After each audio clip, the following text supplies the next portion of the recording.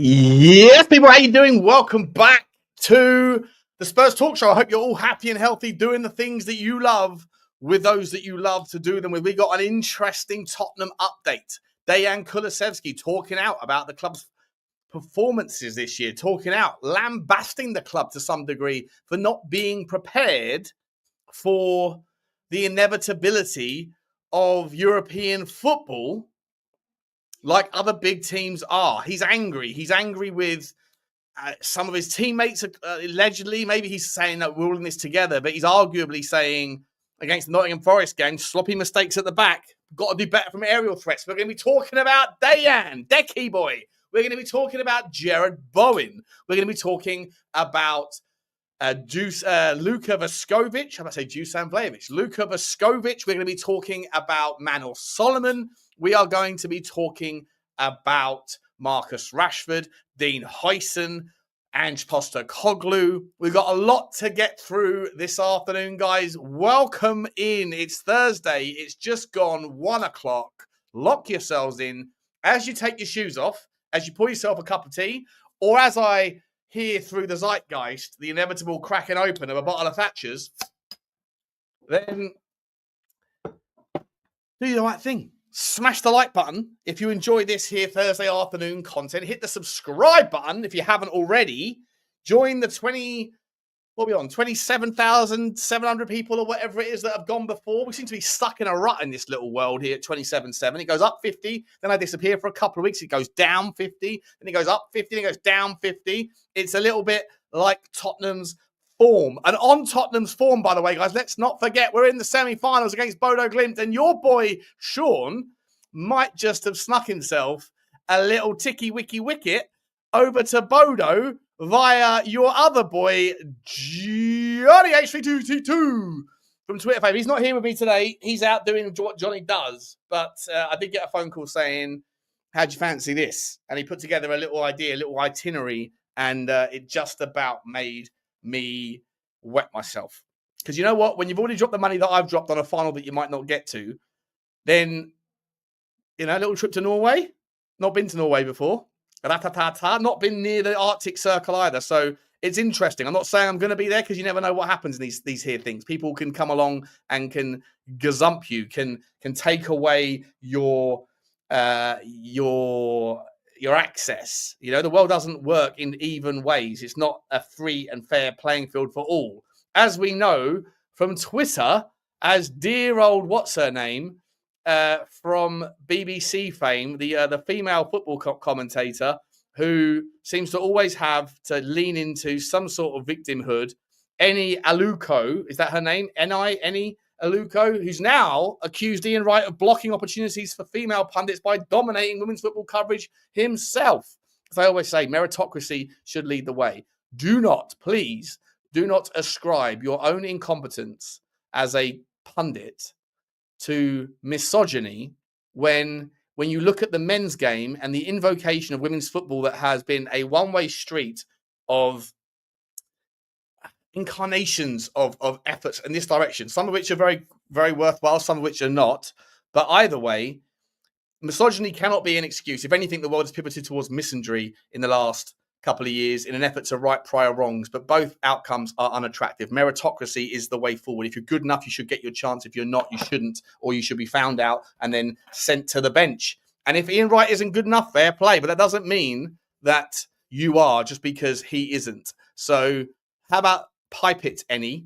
Because you're a little bit too noisy on that whole kind of victim culture thing, and it drives me up the wall. Anyway, guys, how is and are you lovely people doing? Let's find out.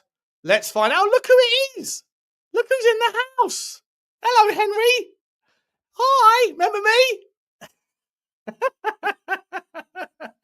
Remember me? Hi, mate. Good to see you, buddy. Good to see you. Let's see who's in. I need to speak to you, buddy, Johnny. To Henry, I need to speak to you, mate. Speak to you after the show. Been saying Bowen would be great for us. Seems to be West Ham through and through. That, yeah, the whole article is laughable. It's never going to happen. There's a few things that are certain in life, people. Death, taxes, Tottenham let you down, and rivalries are going to rival. Jared Bowen isn't coming to Tottenham, just like Conor Gallagher was probably never coming to Tottenham, just like Harry Kane might not ever win a trophy. No, I'm only kidding. Harry Kane's going to win the cup. He's going to win the Bundesliga and then come back to Tottenham next year and fix all of our problems. Imagine that, by the way. That whole story's gone a little bit quiet right now, hasn't it? It's gone a little bit, well, because I think that they were probably looking at it going, well, if he wins the Bundesliga and the Champions League, of which there was a fair chance that he would, then, is that enough? Come back, lift the Premier League, lift the Premier League all-time goal-scoring record title. Then you've got your trophy, you've got your team trophy, you've got your personal accolades. Come back to Tottenham, see out your career. Ratatata. Nothing's changed in any other front other than Bayern Munich are no longer in the Champions League. We shall see how that pans out. Guys, smash the like, smash the subscribe, hit the notification bell, drop a comment. Let me know your thoughts on today's topics. Excuse me. I haven't had a slurp yet. I'm a little bit rusty. Drewzilla, be sure to smash a like for the show. Big up Sean in the chat. Big up Drew. Bowen wouldn't come to Spurs in a million years. Don't waste your breath even discussing it. Yeah, 100%. I agree with you. But listen, dry news day. It's actually not a dry news day. There's quite a lot to talk about. Ellie, afternoon. Big up Aussie Ange hater. Aussie. Wowzers. He's had to go out there. We're not all unipolar in our vision of Ange. Well done, Aussie Ange hater. You must be from Melbourne. Melbourne people think differently. They're outside of the box creatures. I like that. Love that. Favourite place I've ever lived. Unbelievable. Darren Johnson. Hello, Sean. How are you doing? I'm doing okay, mate. I'm doing okay. Doing what we do. Bowen is too good for us to buy. Yeah, he is. I think it cost 150 million or something, according to the... how much is he really worth, though? How much is he really worth, Jared Bowen? Like, he's a great player. But is he going to recreate that in a shirt other than West Ham? Maybe Liverpool he could. Maybe, but then I think Salah's just signed his new contract extension, right? So he's not going. So Bowen doesn't need to go. West Ham need to cash in probably at some point to raise funds for other things. Do they liquidate? If so, where does he go? Would Jared, but we'll talk about it in a second. First time watching a live stream here. Thanks for having me. Thanks for coming, mate. Good to see you.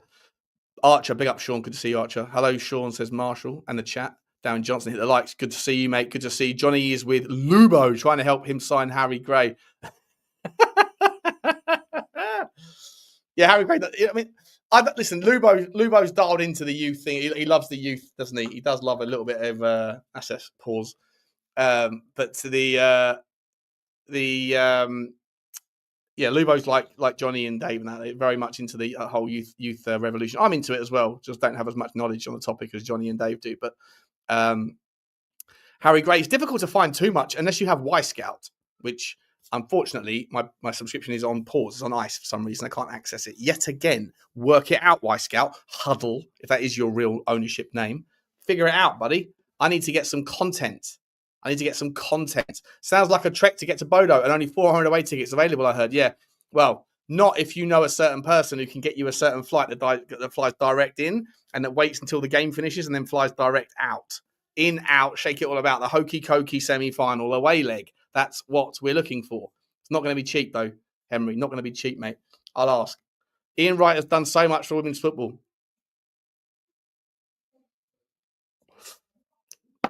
Yes, he has. Big up, Sean. Scotty, how are you? How are you doing? Came back.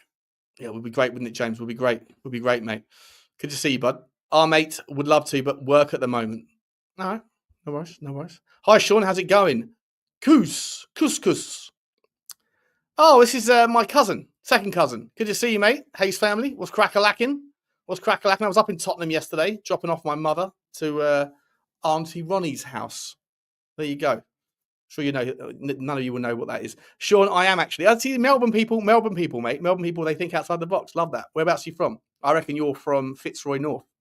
I reckon that's where you're hibernating.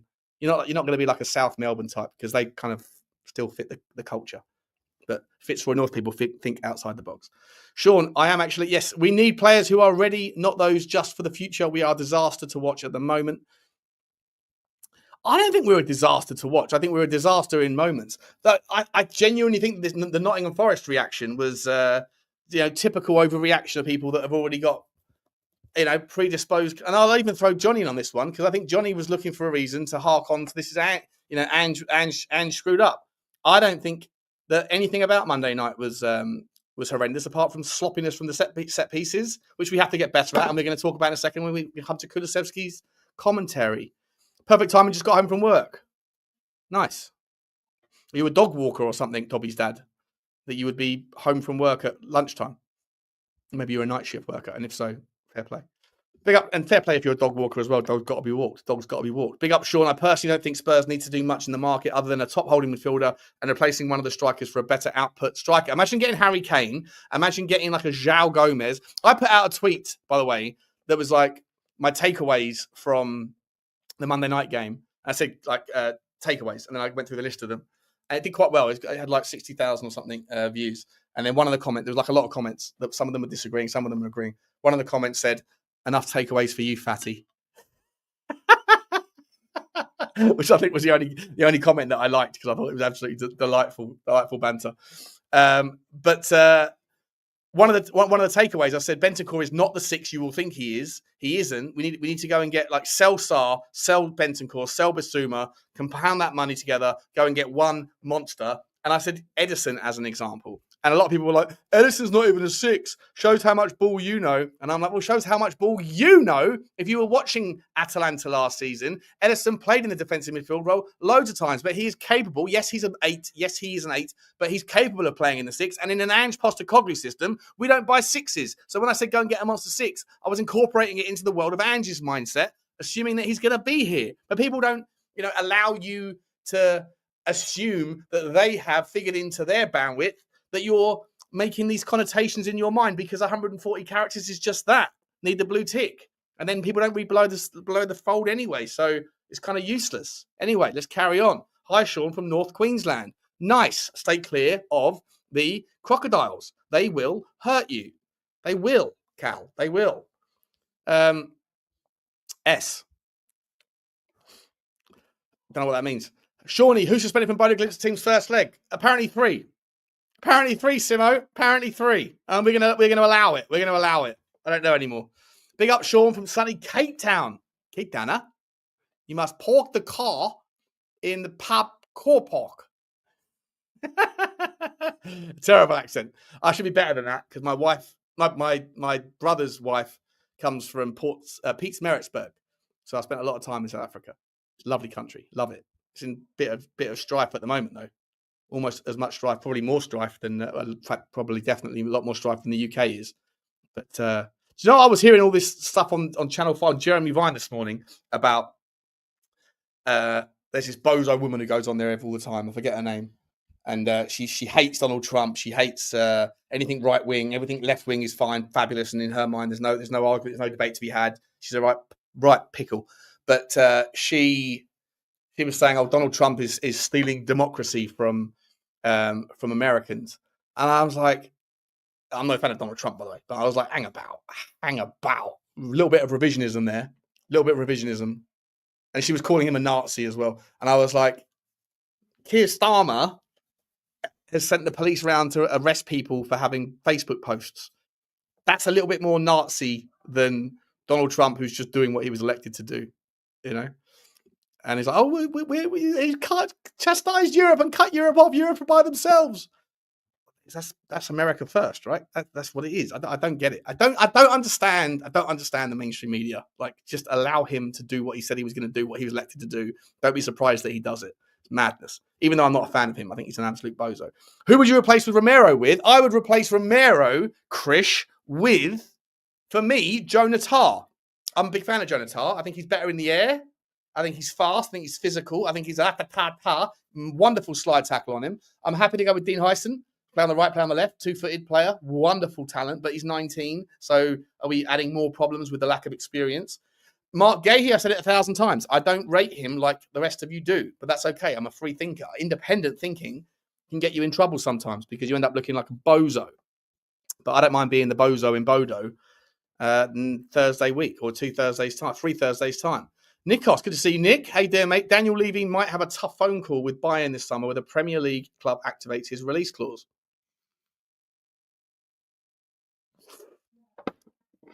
Is that Harry Kane? I think that's Harry Kane you're talking about. Did your Y Scout carry over? No, he got cancelled, but I've set it up again, paid a year, and then suddenly it's just not accessing, so I need to speak to Huddle. Get in a Huddle. Anyway, let's get into it. We got 15 minutes of hellos. 15 minutes of hellos. We can do this all day long, but we've got to do some talking. Villa looking to sign De Bruyne. Yeah. And they probably will, because they all scratch each other's backs. Remember? Saying this for the last 12 months. When you join the cartel, when you collude and you manifest certain outcomes that look like, oh, I'll sell you my player who's 17 for 50 million. You can buy mine for 50 million, even though they're both only worth 5, and we can figure out that loophole. And also when you start to vote against Premier League rule changes and all that shebang, then there's other benefits to being part of the crew. And that gets first refusal. Daniel Levy's a little bit sloppy on that regard. In fact, Daniel Levy is the poster boy of everything against the cartel. And so he's never going to get that opportunity. Kevin De Bruyne will never be wearing a Tottenham shirt. Not that we would pay his wages, not that we would be of his interest. But we have got Marcus Rashford back on the transfer news, views and clues today. So we're going to talk about that in a second. If Ange wins the cup, should he be given next season to turn it round? James, that is a question that I've been asking 1,000 times. There's loads of debates about this on my channel. I think... Look, I'm a little bit split on this one. I stand by meritocracy, and I think that it's difficult to argue that you sack the guy when he's going to be the most successful manager in 45 years at the football club. However, I also think that it will be the Erik ten Hag thing. He will inevitably fail next season because he isn't good enough at this level in the Premier League, which is your bread and butter. But it harks back to, what is it that you want as a fan? And this is a tweet that I put out. In fact, I'll bring it up. I will bring it up, ladies and gentlemen. Pause. Wait a minute. What are we doing here? What are we doing here? Can you see it? You can't see it. I haven't even put it up on the screen. Right, let's do that. Hang on. Add to stage. Not that one. We want this one. Show this tab instead. I said, guaranteed certain fan repositioning of goalposts if we win the Europa League. Top 4 isn't a trophy, bruh. Where are the cups, bruh? Pivots to, this trophy is irrelevant because look at the league position. Misery loves company. Now, I put quoted marks in there, but it's also a prescience. I'm not suggesting that it's been said. I'm suggesting that it will be said, but not necessarily in those words. You got to give me a little bit of lateral movement in the kind of like paraphrasing of what might be. But I genuinely do think that there is a pivoting of the goalposts in the environment in which we win the Europa League. And I can understand why, because I'm someone that has always said top 4, it's not a trophy, but it represents something far more palpably and demonstrably pertinent in your appraisal of where you are as a football club relative to your everyday peers, because you can't hide from certain teams or from certain venues in the Premier League season. You have to play everyone twice. And so it's the best barometer of where you are. Yes, there's still going to be the variables that affect your season, like bad refereeing decisions, like injuries. And injuries is its own subcategory that has got about 1 million tentacles. Not just how many injuries you've had, not just how long were they out for, who did they happen to? When did they happen? And were they recurring? Were they problematic in the recovery of? Were they things that are going to change and leave indelible marks on the confidence of the player? Like a recurring hammy. Is that going to change and shift the player's ability to have confidence in his ability to sprint?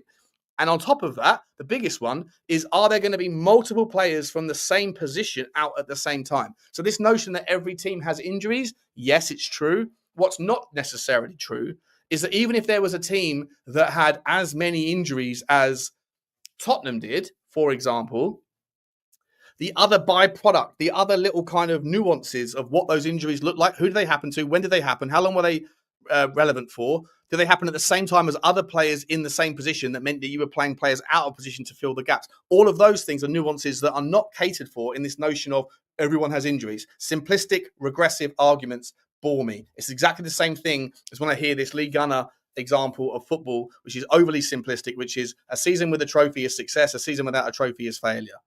Like, I don't know how people are going to reflect on this season, because Tottenham very likely could finish 17th in the league and also lift a Europa League trophy. Most people would say, well, it's success, but with an asterisk, right? Because the league form has been horrendous. And it harks back to me, as I say, that Top four is not just about Champions League, the revenue, but it also represents a season in which 80% of the time you are walking away, having watched your team play, happy that you've got a win, more likely, more probable, or a draw. 85% of the time, you're not going to be walking away with a loss. And so that to me is like an enjoyable season where 30 times out of the 38, you're walking home going, good, enjoyed that. Who's texted me? Why are you texting me? Let's have a look. Who is it? It's Johnny saying he needs my passport details. That sort of text message is fine by me. I love that. Love that. 300 people in the house, guys. Smash that like button for me. We're going to get to the links in a second. I've already been going 20 minutes. I haven't got into anything. Anyway, love it. Right direction. Melton your bloody cloak. Melton your bloody... Love it. Right direction. Melton, you're bloody close. Who's Melton? Is there a person called Melton? Oh, Melton. Oh, the town Melton. Sorry, it's Aussie and Chaser. There you go. Melton. Yeah, I know Melton. Like Melton. Nice place. Spurs have inquired Niko Kovac as their next manager. Haven't seen that. Let's go and look into that in a minute. Mark here. Bud, still flying the flag. Oh, it's Marky. Hello, Marky. How you doing? Good to see you, cuz. Good to see you, mate. Great to see you. I hope Lanzarote is treating you well, buddy. Hope the pool game is still good. Oh, I'm sure it always is over there. Kane and Paulinho from Bayern. And in my opinion, we cook. Paulinho. Any chance of getting Paulinho? Possibly. Depends how deep that relationship is. And we haven't got that many relationships, have we, with other clubs that we can harvest, like like Aston Villa are doing with the cartel and the cabal. I'd take Kane back for Richie if you can sell him to Saudi and cover most of the cost.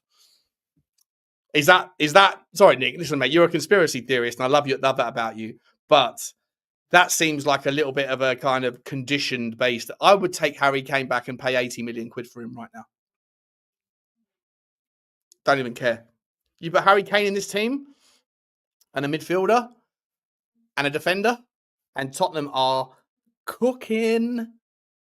You go and get Harry Kane, even if it costs 80 million quid, I would still do it. Harry Kane right now in this team, obviously it makes it very difficult for Dom Solanke, but whatever. Harry Kane, João Gomez, and David Hansko. And I would consider that a dream scenario. It's not perfect. You could make the argument we should, the goalkeeper might be an issue, but I think that's even though it might be an issue, we are not going to be changing our goalkeepers anytime soon. We've made our bed in that regard. Lie in it, right? That's it. We've gone with him. We've gone with Kinsky. Both of them are vulnerable. Both of them are, suspiciously average at times. And if you want to do really good things, you need a rock star goalkeeper. It's arguably the most important position on the team, isn't it? Because the amplification of negative outcomes from a mistake from a goalkeeper is peak.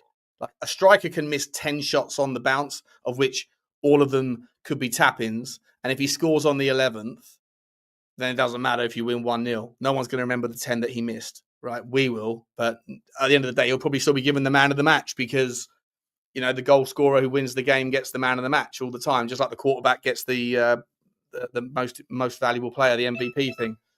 Hang about, guys. I might be getting some more updates here.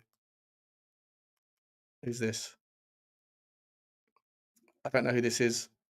Whoever's just texted me, I don't know. Let me know who that is. Someone's texted me asking me for the link. I don't know who that is. Let me know. I don't save any numbers anymore because if I save your name in my phone book, chances are you might be on the receiving end of some inquiry, shall we say? Anyway, where was I? 80 million for Harry Kane. You drop in a João Gomez. You drop in an Edison. You drop in a Rakatata. Dougie Luiz. Again, not an 8, not a 6, not a 6. He's more than capable of doing what we want. More than capable. And anyone says otherwise, I hate saying this, but you don't know ball, bro. You don't know ball. and then get a David Hansco, go and get yourself a Hincapié, go and get someone who can play left back, left side, centre back, double pivot, double team it on the left-hand side, pause, and you're cooking. You're cooking. Goalkeepers are done. We have got our goalkeeping situation set. You just hope that these guys improve on their reliability. You just hope that's what happens. But will it happen? Time will tell. So, yeah, Nikos, if you're saying 18 million, you're saying that you'd only take Kane back if we can sell Richie and get most of our money back to cover the cost. That's not a condition I'm putting. Just give me Kane back. Just give me Kane back. Who's texting me now?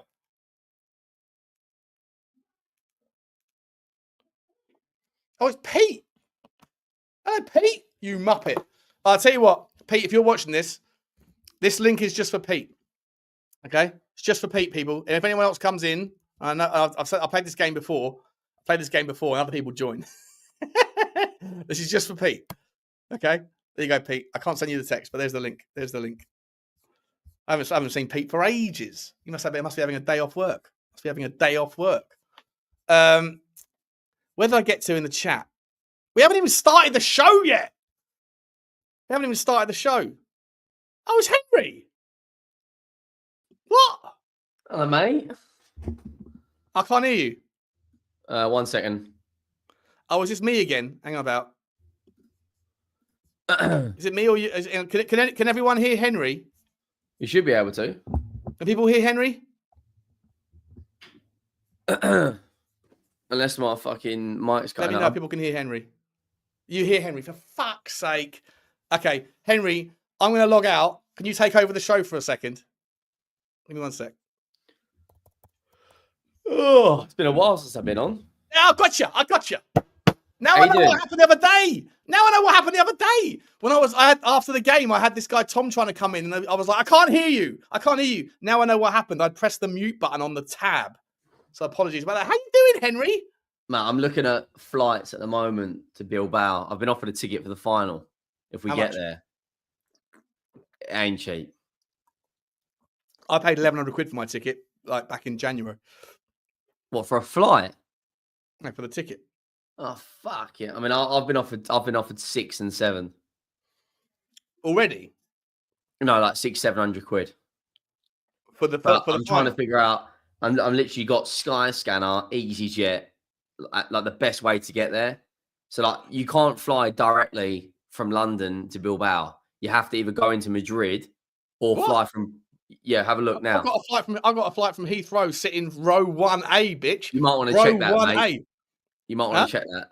Honestly, have a look. Like I've got a flight from Heathrow to Bilbao on Heathrow Tuesday. to Bilbao. Man, I'm looking now.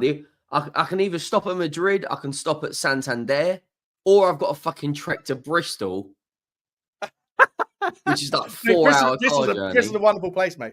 Bristol's a wonderful place. Have you got a ticket for Bodo away? Well, I hope so. Yeah. How much are you paying for that? Well, look, I don't want to like end up getting Johnny in trouble here, but like Johnny's got a connection, and he said he's got 3 tickets reserved, one for him, one for me, and I think one for his son or his wife. I'm not sure. So don't go barraging him, and do not, if you're watching this, do not. There's 400 of you. Behave, because at least a few of you out there have got more money, and they're going to sit there and go, Johnny, I'll pay you 5 times to go and see Bodo. Don't do it, okay? Don't do it. Go and find your own connections in life. Anyway, Johnny said 1,200 quid for direct flights to Bodo from Luton on the Thursday morning.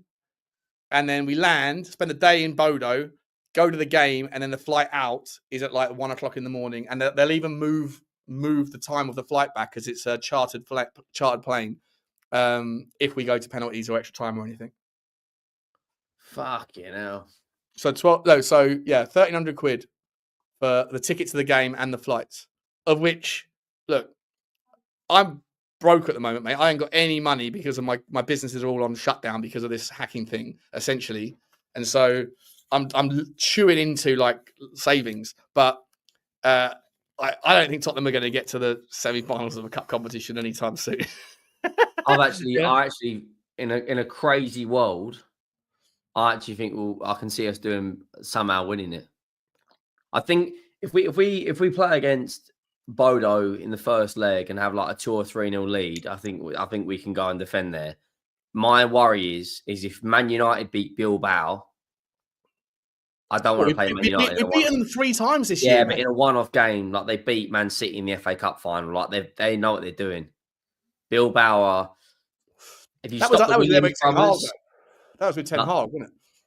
That wasn't with Ruben Amorim, who's but it just shows how bad Europe is this season when Tottenham and Man United are fucking 15th and 14th and somehow in a semi-final.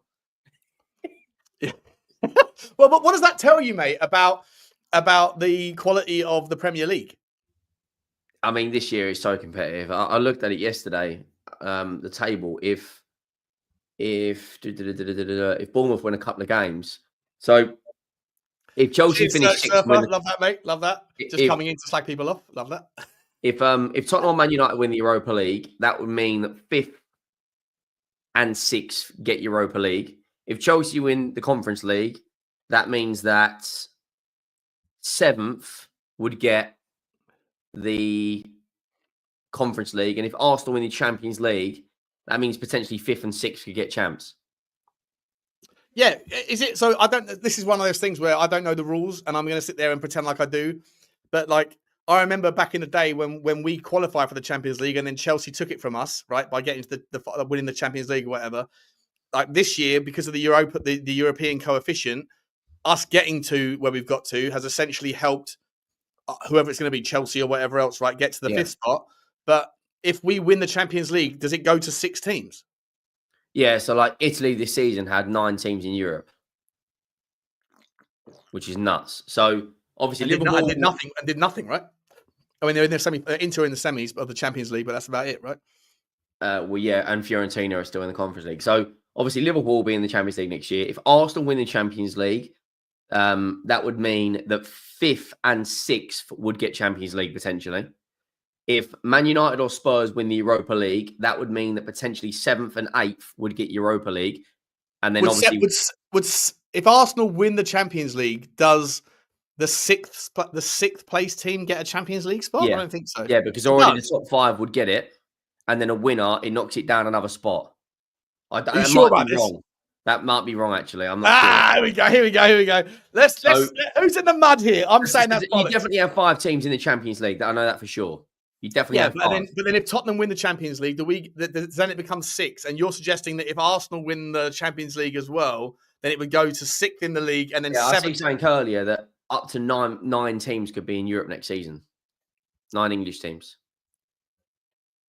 Yeah, and what happens if Chelsea win the Europa League and they were to Chelsea win the Conference League and League, finish 6th or 7th, then 8th would get Conference League as well. Right. Let me actually Google it quickly. How many teams from England can qualify for Europe? Oh, Search Surfer doesn't like you, mate. He doesn't like England could have 11 teams in Europe next season.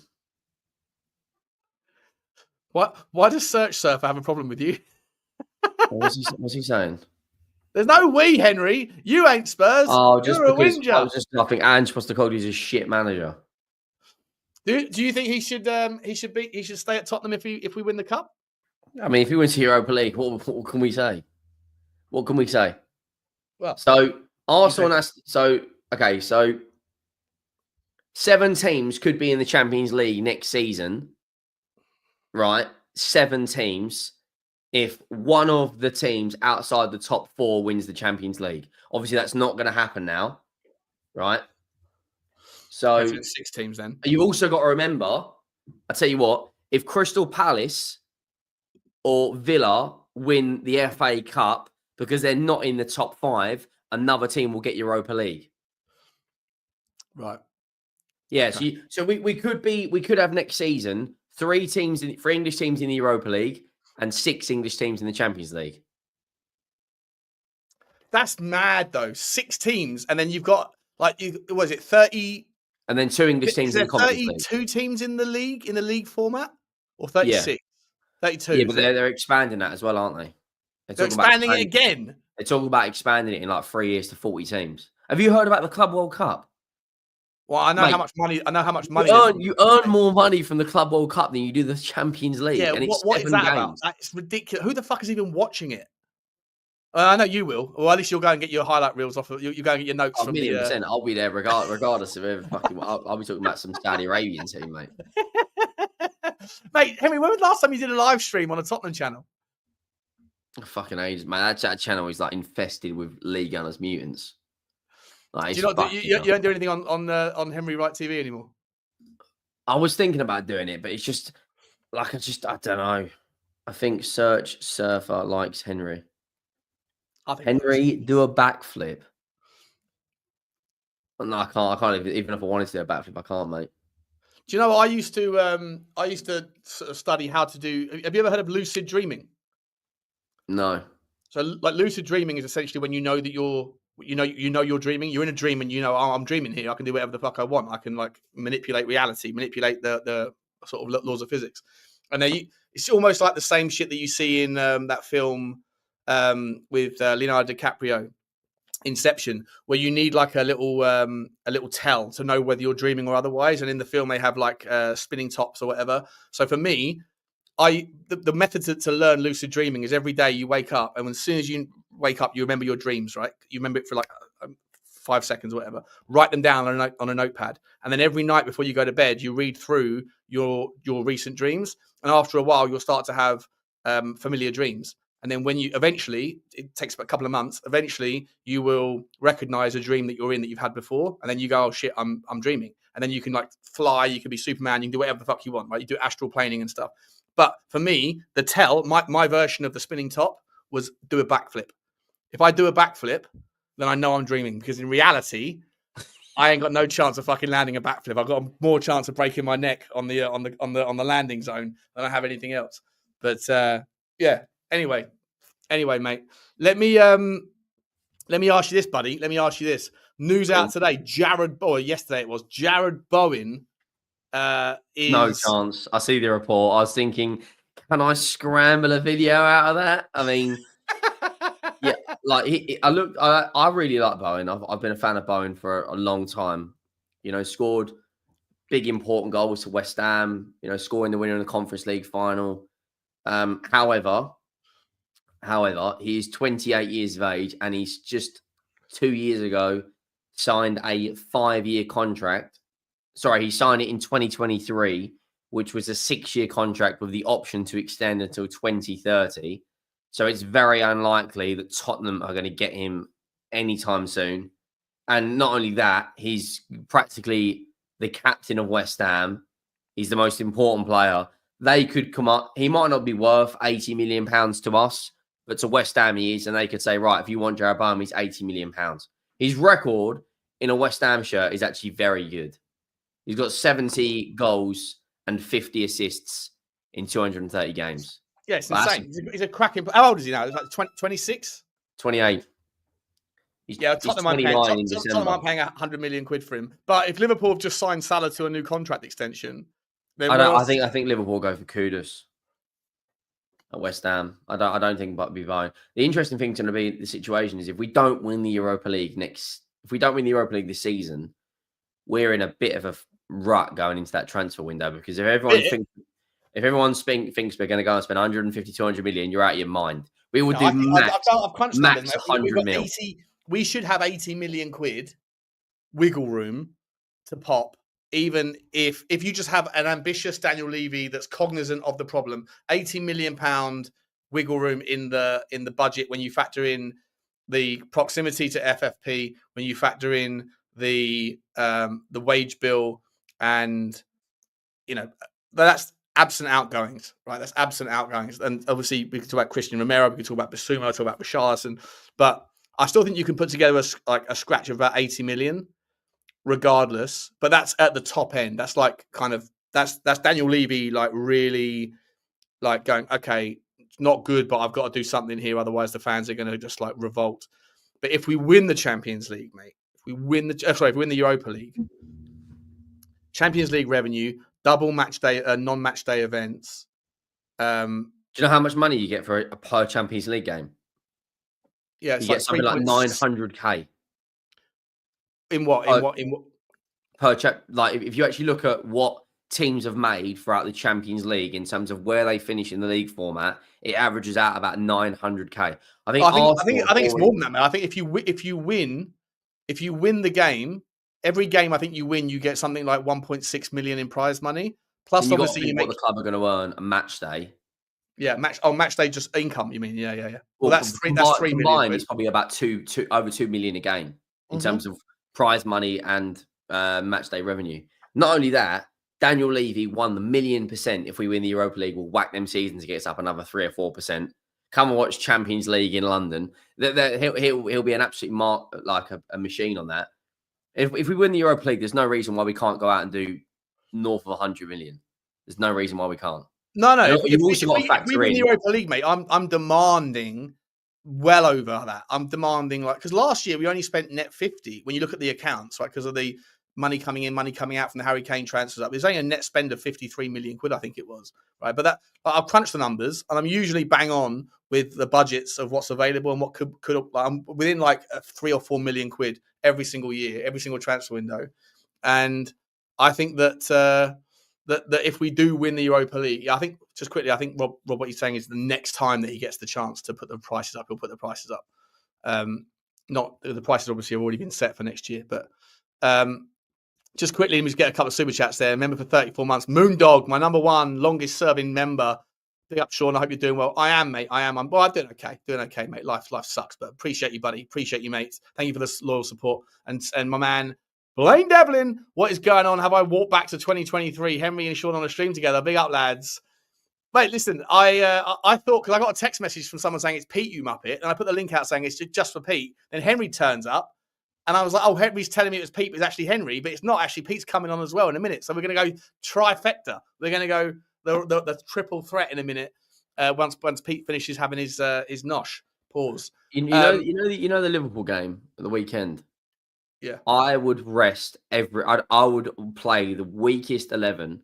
I don't care if we get absolutely pumped by Liverpool, 6 or 7-0, knowing the fact that we have got a fully fit squad for Bodo Glimt. And do you know what's crazy as well? If we lose to Liverpool, we equal our worst ever defeat ratio this season. I think the most we've ever had in the Premier League is 19. And not only that, we've also got to play Villa away. So we probably will end the season on 20 defeats. Ending the season on 20 defeats, by the way, is fucking criminal. If we don't win the Europa League, surely you'd sack him. Yeah, 100%. 100%. But there's rumours out. There's rumours out yesterday and today that essentially are saying they're out in the Mail, they're out in the Times, they're out in the Telegraph, they're out in all of the quote unquote respectable articles saying he's going regardless. Like there's either going to be a sacking have you or seen a mutual Scott termination. Parker. Yeah, we're not doing that. We're not doing that. Scott Parker's not. If we sign Scott Parker, I'll smash my house up. Yeah, don't do that. It's a nice new house, mate. You got. You don't be doing that, mate. Scott Parker. Who are the? I think the other one's Thomas Frank, and the other one's Iriola, isn't it? Yeah, but let me ask you this: where do you sit on Pochettino? Just generally, the idea of him coming back. Factoring in that you need a manager who's got like the ability to coach and develop young players, and Pochettino is probably the best example that's out there in a Tottenham vision. Someone like Graham Potter would have been good if we made the decision before he joined West Ham, just on a short-term basis. But for me, Pochettino is my guy. I want him. I've always said the guy before the guy. Before I knew that Andrew was the initial guy. Now I know that Andrew's the guy. He definitely is the guy before the guy. The next guy has to be right. And for me, it's Poch. But it's going to either require a year. There's three ways you can make that happen. Either going to require another year of Ange, right? Or someone else that comes in on a 2-year deal, but with the likely outcome that you sack him anyway after a year, which I don't think you're going to convince anyone to come in on a year with an option. Or you figure out a way to get Pochettino to leave the USA job pre-World Cup, which is a stretch, or option behind door number 4, Henry. Is there any chance that you could make a negotiation whereby Poch can be a dual manager? I would love Poch to come back, but I don't think you're not going to get him out of that US job before the World Cup. No chance. If it like my first choice would be going and getting Iriola from Bournemouth. If Tottenham win the Europa League, I'm talking Semenyo, Kluivert, and Dean Huijsen. Break the fucking bank for those three. Dean Huijsen, by the way, is 20 years of age. And you're talking about like Madrid, Chelsea, Man United. But if we're in the Champions League, we can put our name in the hat. Yeah, but is there an issue? Like, are we going too far down? You know, Romero's going as well. Like 1,000,000%. He's gone. Oh, he's definitely going. Yeah. Did you think his interview was okay? I thought it was a disgrace. The timing of it. Wait, say it properly. A fucking disgrace. An absolute disgrace. Like that was, mate. That not only that, he did the interview with Gaston de Paul, who's like an Argentine reporter who works with bloody ESPN and all these different news outlets in Argentina, right? He records it at the training ground like 2 days before, which is fine. But the timing of releasing it after we've just suffered our 18th defeat this season, like release that if we win the Europa League, by all means, adios, see you later. Yeah. Do not release it on a Monday night after we've just lost to Forest. So who's responsible for allowing that to go out? Because that's not just a Romero shit show. That's a Tottenham Hotspur shit show. Saying, look, what are you fucking doing? But that's a Tottenham shit show. That interview was recorded inside the training ground. Yeah, why are we allowing him to do that in the first place? Number two, no, 100%. That's what I'm saying. That to me is Daniel Levy. Yeah.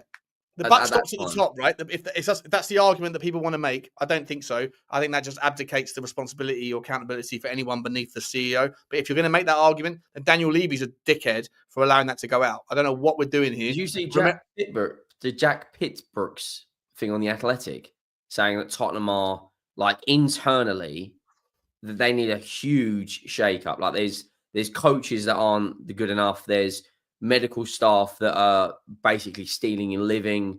Like we've got something like 20 to 25 staff on the payroll that literally just aren't good enough, out of their depth, and being paid way too much. It's like Man United. Man United were paying 175 grand a year for a body language expert.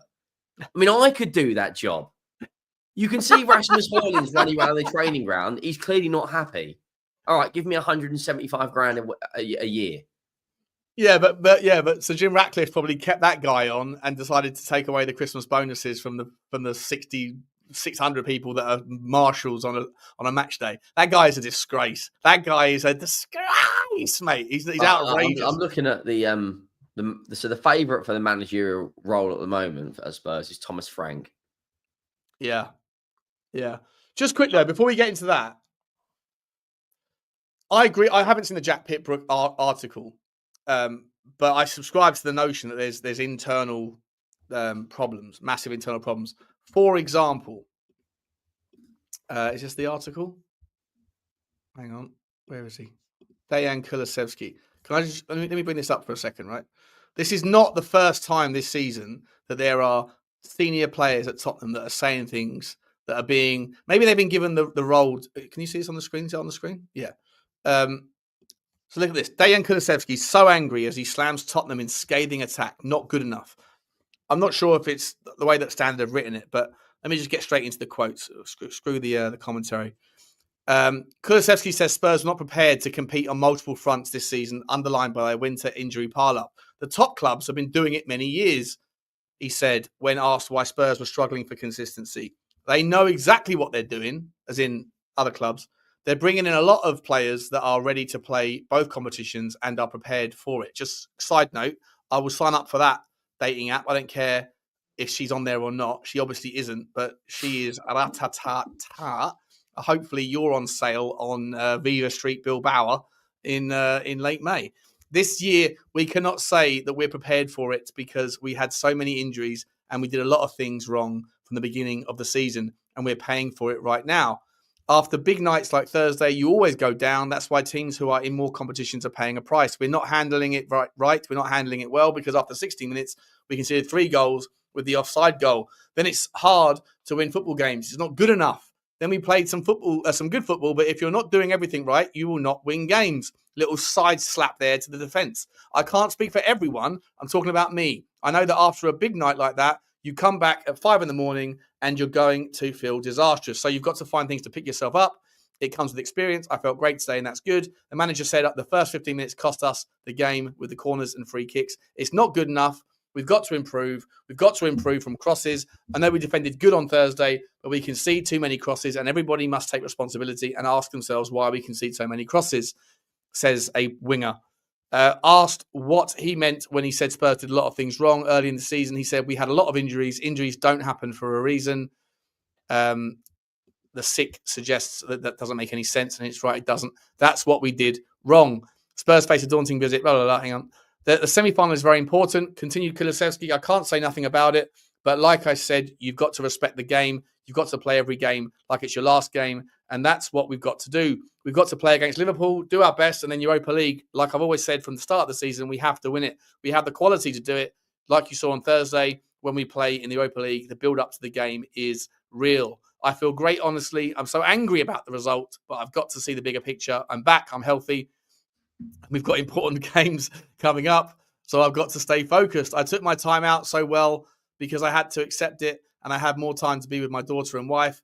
I did other things in life. I still worked extremely hard because I know when you come back, it can be hard, but it did all the work necessary to feel good. Yada, yada, yada. Mate, listen, I love Decky. I love Decky. I wouldn't want to sell him for a lot of money. It would take a lot of money for me to be interested in selling that guy. But is this another example of a little bit of the problems at the club are not down to me? I'll say that we're a team, but ultimately it's, not good enough that we're where we are. And I do everything I need to do. Other people need to start stepping up. Mate, if we're not careful, he's going to leave. 100%. If we're not, I would go as far to say he's my first name on the team sheet. Lucas Berghvall's mine. But yeah. Both of them. Berghvall and Kulu, Van der Ven, and the rest, I think you can replace. Like, I look at our fullbacks. Like, Udogie's got huge links to City now. It wouldn't surprise me if Liverpool go in and get Porro to replace Trent in that creative role. Right, Romero's gone. I'd be okay with that. Vicario, I'd be more than okay with that. I'd keep Spence there.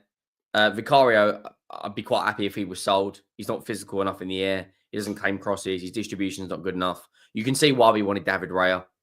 The midfield, Maddison, he's the only player that can really get on a half turn and create something. Sarr, Bissouma, and Bentancur, I wouldn't care if we sold. But Son, I think don't extend his contract now. Wait to see it out. Richalison and Solanke between them just aren't good enough. And Brennan Johnson is good at back post tappings. But other than that, Udogie beats his man, but has got no final product. Like, we're at a position now where... Oh, hang on, hold on. Udogie has no final product. He put the ball onto a sixpence across that first thread in the Nottingham Forest game, the first chance that we had. Yeah, he was good that game, but throughout the majority of the season... It was sensational, that game, mate. And it was the first time this season that I've seen Tottenham attack down both sides. We always do you not think when you're putting 50 crosses into the box and only one of them successful, sure you'd think you'd have different variations of attack. You're crossing it into 3 very, very good aerial centre-backs in Murillo. Surely after 20 minutes of this not working, the manager would go, right, let's try and attack them through the middle. No, do you know what that harks back to me? That's another demonstration of a manager who only thinks insularly, only looks at his club, only looks at what he wants to do. Right? He's sitting there going, I've got to play Richie. Richie's shit at most aspects of the game, but the one area that he is head and shoulders better than anybody else now attacking lineup is in the air. Therefore, let's cross the ball in because he'll win a few headers. And he did. But ultimately, Ange Postecoglou isn't considering the SWOT analysis of what you're up against. And like you say, Nottingham Forest's backline is incredible in the air. Like, Milenkovic is just an absolute monster, as is Murillo. That's the thing, though. Like, you look at Crystal Palace's team, 60% of their team is better than ours. It just is. What? Their team's better than ours, mate. Look how bad we've been this season. In the Europa League, we actually look like we can play as a fucking team. In the Premier League, like, I'll give you right, Mateta is better than both our strikers. Did you see the goal he scored last night? Yeah, I saw the goal he scored last night. Yeah, right, crazy. Sarr is better than all of our wingers. He just is. Right? Gahey is better than our centre-backs. Mitchell... No, he's not. No, he's not. He is, mate. He is. Look at Romero. Mark Gahey. 6 months of the year. Mark Gahey is not as good Mate, as you lot think he is. I would take Gahey over Van der Ven and Romero. Right? Muniz, their right back, is better than our fucking right backs. Dean Henderson this season has been better than Vicario. Right? This is Crystal Palace with a manager who was on the verge of getting sacked in November, and they're now in an FA Cup semi-final. Like, D-Boss 140 saying, Henry, stop talking nonsense. Okay, other than Kulusevski and Berghvall, which one of our players this season has actually improved tenfold? None of them have. We've all got worse. Jed Spence? Yeah, I'll give you Jed Spence. But that's it. No, wait. Vicario's got worse. Porro has definitely been run into the ground. Micky van der Ven? I think he was better last season, mate.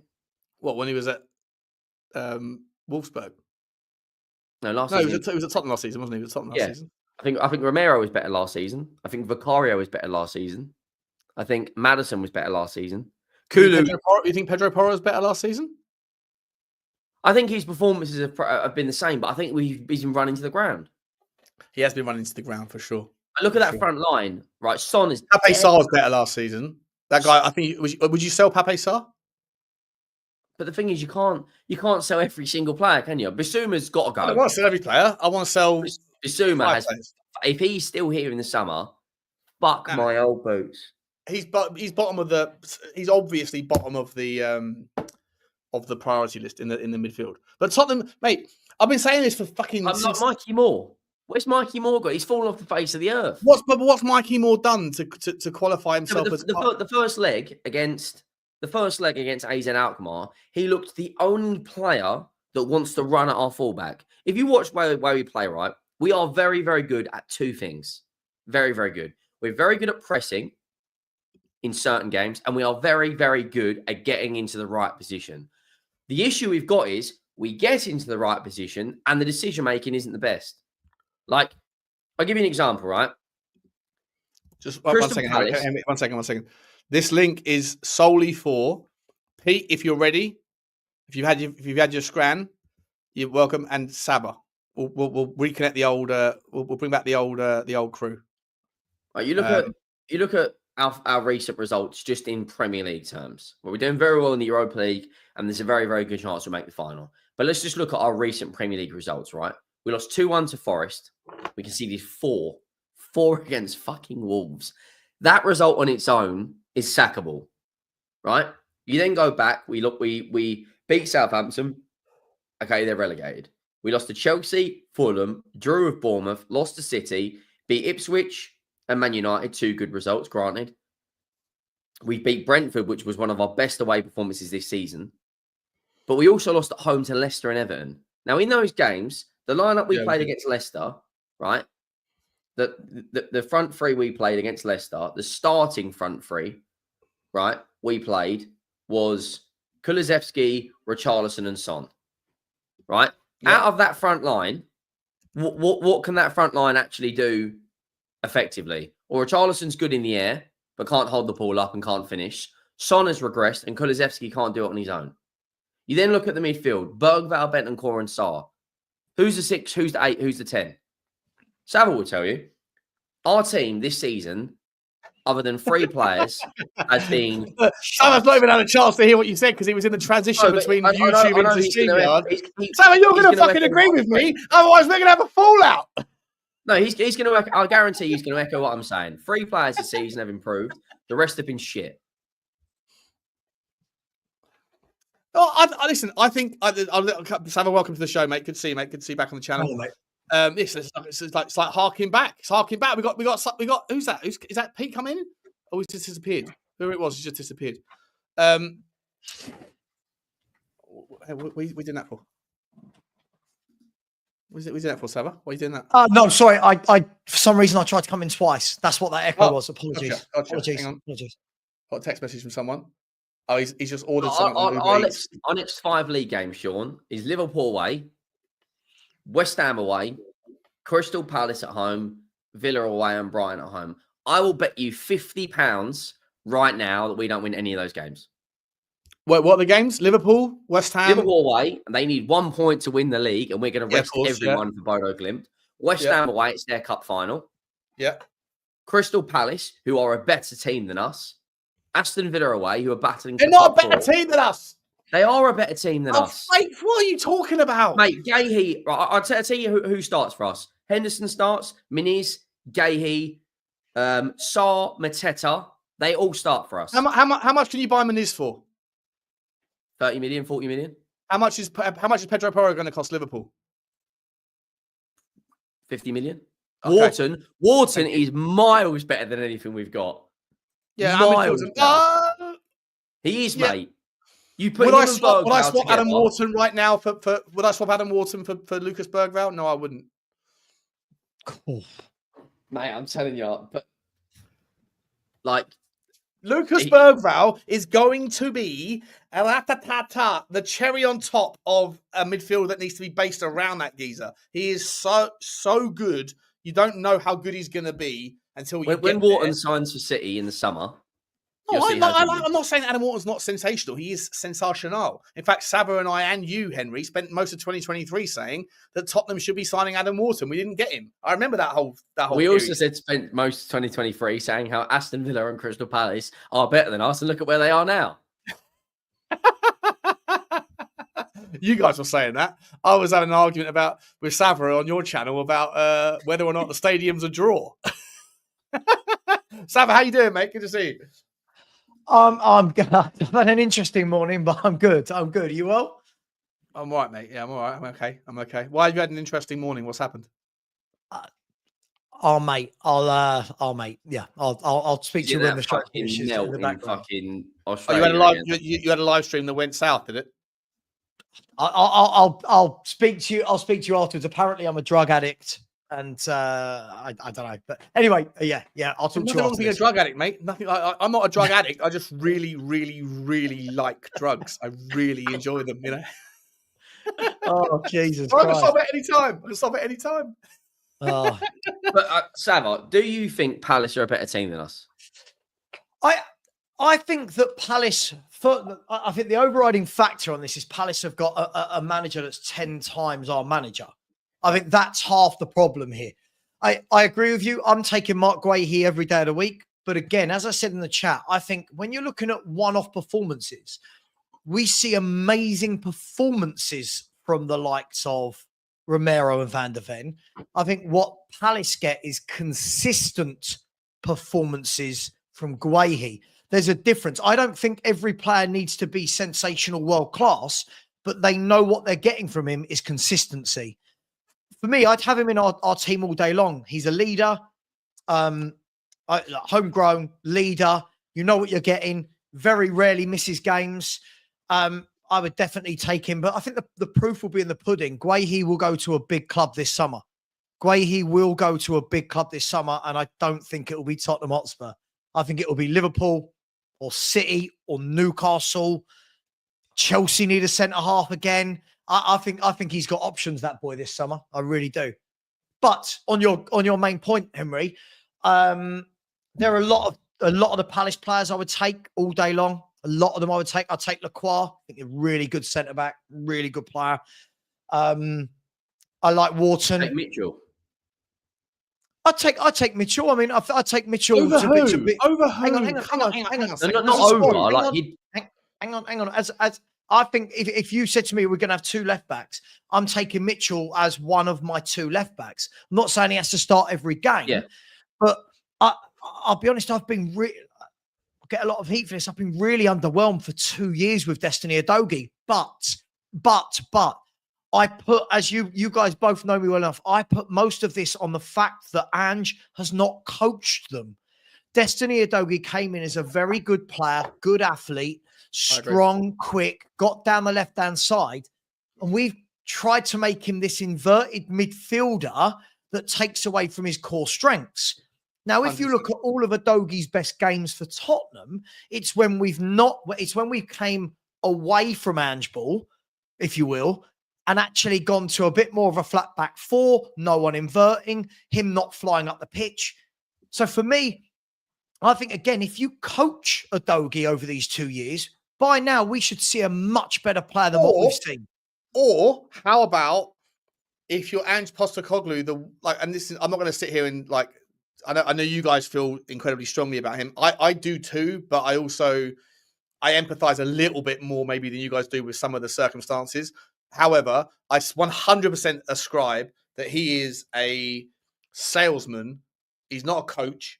He's not a manager. He's a salesman. He talks out of double sides. I've said this 1,000 times. I won't hark on it too much, but just to make the point, when he defended the accusation that he's not responsible for the injuries that we suffered because we don't train anymore, mate. We don't train anymore. We're playing 2 games a week. We don't train, so the training can't be responsible for the injuries. Then, okay, if that's the case, and if that's been the case since December, then why are you invoking strategies that by your own volition, by your own admission, you are not having the time to participate in? You're saying it's who we are, mate, for the last 12 months, and then you're trying a back 3, which, by the way, Destiny Udogie, Pedro Porro would be a far better fit for, and the absence of a monster 6 in our squad would allow, by playing a back 3, the better ball-playing back 3 centre-backs that we have, of which we have loads. Archie Gray, good ball-playing, apparently a centre-back now. Romero, for me, the best ball-playing centre-back in the Premier League. Even Van der Ven is a ball-playing centre-back, but he's more of a runner with the ball than a passer. But you could play a back 3, a wing-back system, but you tried it once for 45 minutes against Everton. It didn't work. You shelved it. You said, look, now it's done. Can we shut up and let me get back to doing my job? And then you only bring it out again for the last 5 minutes against Frankfurt, which, by the way, was actually a good thing to do. And for me, this system didn't need to be 4-3-3 the whole time. Our squad fits a system that is adaptable to a back 3 and a wing-back model, probably more than it is a back 4, because the wing-backs that we have, or the full-backs that we have, are naturally far better as traditional wing-backs that overlap, that do the width job, right? But Ange doesn't want to do that because Ange comes in and goes, I've got my way. Just like Ruben Amorim, I've got my way of playing football, and I'd rather spend this year getting to know whether or not this squad that I'm inheriting can do my system that I'm going to do next season, and it hasn't worked. Sean, I don't disagree with anything you've said. I don't. I think that the problem that I've got, my biggest problem with Ange Postecoglou as a whole, is he's been here 2 years, give or take a month or two. He's been here 2 years. And the tactics and the performances we're seeing on the pitch are 2 years of coaching into these players. So, yes, we've had injuries. I'm not knocking that. But whether we've had injuries, not had injuries, players suspended or not, it's the same every game. The mistakes are the same every game. The gaps on the pitch are the same every game. You hit the nail on the head. If anything, this squad of every squad in Premier League football is crying out for a number 6. Nope, he doesn't want to do that. Every time we bring a player in, it seems that they're a winger or a forward.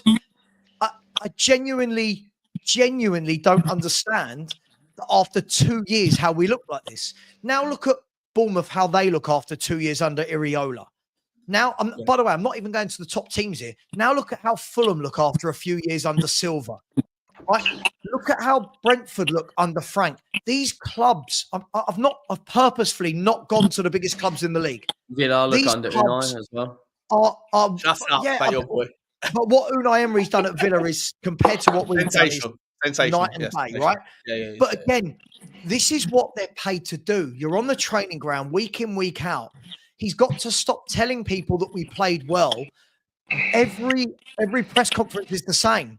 Another loss, hard to take. We played well. Yeah, but Ange, you can't say we played well when we're 2-0 down in 15 minutes at home. You can't. It could have been 3 as well because of the offsides. That's my problem with him, mate, is that at no point has he taken responsibility and said, I need to coach. It's the same thing being wheeled out every single game. It's one thing, mate. You know what? I completely agree with you. And I think all of the examples you've given are fine and relevant and nicely cherry-picked to not have to go after the best teams, the biggest teams, the teams that are going up. The only counter I would say, and welcome to the stream, Pete, is not the counter. Yeah. But the kind of addendum to what you're saying is this geezer, he knows his version of football, and his version of football abdicates in his mind. We don't need to defend. because we're going to have 80% of football of possession, 70% possession. Therefore, we should be able to create enough chances. And against Forest, we created more than enough chances to win that game. We should, even despite going 2/3, 2.5-0 down, we should have won that game. Richalison didn't take his chances. Their goalkeeper was man of the match. Yada, yada, yada. However, I'm almost like, if we're talking about, like the way that we talk about, we can't talk about an A team and a B team in a squad anymore. It's all about rotation, right? Yeah. Cool. I almost want to see rotation in the manager. I almost want to see, is that the next phase of football where we stop pivoting from 4-4-2 to the defense and one that does the football. No, exactly, 100%. No, but why not? Why? I'm joking. I'm half joking, half sincere. In American football, you have a general manager, and then you have the offensive coach and the defensive coach. You have systems and situations where you're up against this team. This is what you're going to need.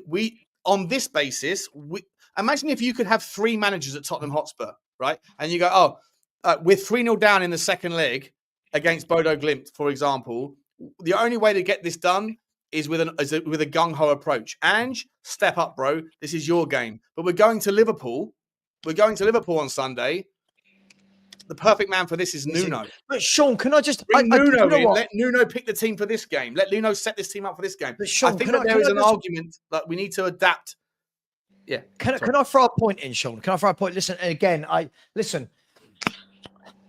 The frustrating thing for me is, and I don't know if Pete and Henry agree. And by the way, there's something I heard in the back when what Henry said was spot on. It wasn't that we didn't attack V Palace. It was that there was zero variation in our attack. And the problem is we may have thrown in, I think it was 51 crosses.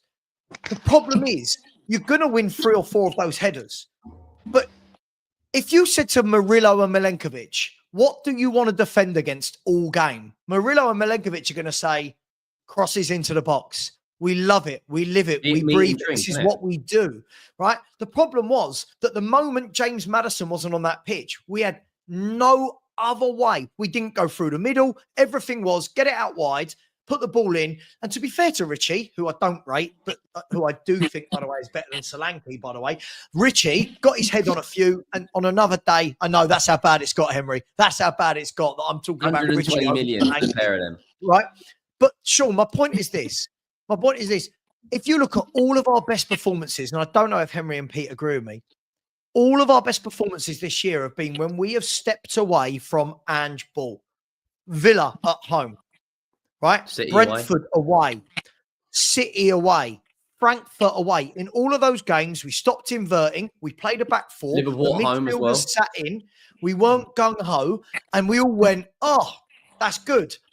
Next game, you go straight back to, we're going to go inverted. We're going to try and be gung-ho. We're not going to. That's, for me, Sean, he's not learned. In 2 years, he has not learned. And I'll shut up now because I want to order a meal deal. I'll bring you. You can order your meal deal and you can still talk, communicate. And I appreciate you, mate. Good points. I want to bring in Pete. Pete, when you're not talking, mate, because I think you're tapping away on your keyboard or something. There's a lot of background noise, which is why I put you on mute, mate. But I'll bring you in. I'll bring you in, buddy. How you doing, mate? You look well. You look healthy, happy. I'm good, mate. Sorry, all right, boys. Sorry about that. I did order something about an hour ago, and the bloke turned up on a snail with it. That's how long it took. You get better more joy than me, Sava, with that. Order something. Mate, what's your take, mate? Is Ange Postecoglou, like Henry's making the argument that Crystal Palace are better than Tottenham, and I'll make the argument that they're as a team, as a squad, no chance. As an output, they have been this season. I think they've got some better players and better positions than us. So probably overall, if you took the whole squad, maybe we just edge it in certain areas. But the most important thing is they got a manager who knows what he's doing. We don't. That is it. And they have got some good. You felt that way before we even signed him. You said that, didn't you? Yeah, I said that before. I wasn't unsure about him, and I gave him a chance, and he's proved me right. But that's the big difference. They've got the manager. We haven't. 19 other teams probably have got a good manager, and some of them, maybe not Southampton. Is he the worst manager in the league in your mind? Well, you can't say that the other 3 got relegated, but I think Paul McKenna. No, not what's his name. What's Ian McKenna? What's the Ipswich? Kieran McKenna. That's it. Yeah. Ian. Paul McKenna. Not Ian. Yeah. No. I feel like being put to sleep when I watch us half the time, but So I think he's better. Ruud van Nistelrooy has been shocking, but he still beat us. So there you go. That was their last win, Pete. Yeah, I know. I was there. It was painful. Yeah. And for me, he's the worst manager we've ever had by a mile in my lifetime that I've ever seen. Me too. Can I ask you guys a question? Wow. And I think if we persist with him, then God knows where we'll end up. I think we're very lucky that the 3 teams that are going down were that shit. Because West Ham as well. West Ham have been fucking toilet. Yeah, but they'll probably beat us in their cup final next week. Yeah, I agree. If we win the Europa League, hypothetically, which I think is a very good chance we make the final, if we win the Europa League and they don't sack him, what do you think the response will be in the fan base? Do you think it'll be, how can you sack him if you've just won the Europa League, or do you think there'll be uproar? Because I see yesterday it was Scott Parker, Thomas Frank, and Iriola. I mean, Scott Parker, Jesus Christ, I'd rather stick with Ange. But do you guys think they'll sack him even if we win it? Yes. I think they should do. I mean, only at Tottenham will you get the worst manager in our Premier League history also be the most successful outside of that. I mean, it only happened at Tottenham where you think, hang on a minute. But I think, to be honest, the Premier League is a step up to Europa League. As you can see how a Tottenham and Man United in the semi-finals, that shows the quality of the Europa League this season. The Champions League is a step up from that. So if you persist with this man, you've got another season of just absolute toilet, and then going around Europe and Champions League. I mean, we might as well is it not also fair to say, you say it could only happen at Tottenham where you get the worst manager, which is obviously your subjective take? And I'd look, factual, mate. It's factual. You look at the bloody list. Yeah, it's factual. Actually, our worst Premier League output. Yeah, Premier League output. We're 2 losses away from having our worst season in our history. Yeah. But on that basis, though, would people also not ascribe? I mean, Tottenham are going to be victims of a narrative anyway. That's just the way that it works. But if you sack the guy that is our most successful manager in 45 years, wouldn't that also be latched upon by the media and be like, that is typical Tottenham? I don't really care. We've had, sorry, Sav, before that, it was Ramos was our most successful manager for a while, and then look what he delivered straight away. He was gone within 8 games. So I think where we are as a club, if we do win this Europa League, it's going to present such a pivotal moment in terms of what we're going to do moving forward. Do we then persist with this clown and waste best part of 100, 150 million for then the next manager to come in, want to undo it all, and us end up, well, who knows where we'll be after 10 games on current form? Yeah, we'll be lucky if we get a win. Do you know what I mean? Unless we get one of the relegation fodder early doors. But Pete, do you think we'll win another Premier League game this season? I'm struggling. We've got Brighton at home, Palace at home, Villa away, Liverpool away, and West Ham away. The away games, forget it for me. West Ham, that's their best part of the season. That's all they've got to wait for, and that's all they'll cling to that. Do you know where we are in the away? Sorry to cut you off. Do you know where we are in the away table this season? I can't imagine. I haven't seen it now. We are 1 defeat above Ipswich. Well, so we're currently in 17th. I told you what you need to know, but you think Brighton, they're hit and miss what you ever get from them. There you go. On the last day of the season, so we could get something from there. I think the Brighton game all depends on what happens in the Europa. I think if we manage to get through the final, there might be a bit sort of party atmosphere. Do you think? Sorry, but I just want to say, do you think to Sean's question about is it Spurs? I mean, I guess the question is it Spursy to sack a manager that wins us this trophy? Look, first of all, I'm never going to knock any manager that wins a trophy, but I am going to caveat by saying at the moment, so far, we've beaten absolutely nobody's to get to this final. The best team we would have had to have beaten is a Frankfurt who lost their best players, right? Now, not exactly set it alight either, have we? It's not exactly set it it's not like we've actually been good in Europe. We've actually looked really, really bad in Europe, right? But if we win it, to Sean's point, is it bad to sack the manager that wins it? I think for me, the sample size of the rest of what he's done shows you that if we keep him, no players are improving. I mean, I heard you guys talking about Jed Spence. Jed Spence isn't improving because of Ange. Didn't even want him to play. You look, the moment Udogie's come back, Jed Spence ain't playing, right? So this is what this guy thinks of Spence. Archie Gray. Right? So for me, he's not coaching and improving players factually over the last 2 years. The results over the last 2 years have been absolutely horrific. We're about to have our worst ever Premier League season, right? Now, that's not just from the number of defeats that Henry mentioned, which we're 1 away from equaling and 2 away from beating, but it's the number of points. Our lowest ever points total in a 38-game season is 44. We're currently on 37 points. So when you look at all of that, for me, this is a chance for Spurs and Daniel Levy to show they've got the bottle to be a big club. And what I mean by that is this. We should have done this. I know fans will hate what I'm about to say next. Strap yourselves in. We should have done this when Poch finished second and third and couldn't get over the line. That's when you go and get your big manager, right? For me, win the Europa League, get in the Champions League. This is the moment you go and get a better manager and go, thank you very much, Ange. Appreciate you for winning. Huh? What? Such as? Go and get Xavi. I could sit here and name managers. 15 million a year and get him. No, but hold on, because this is the argument. It's a fact. It's a fine take. Love the take, by the way. I think it makes a lot of sense, right?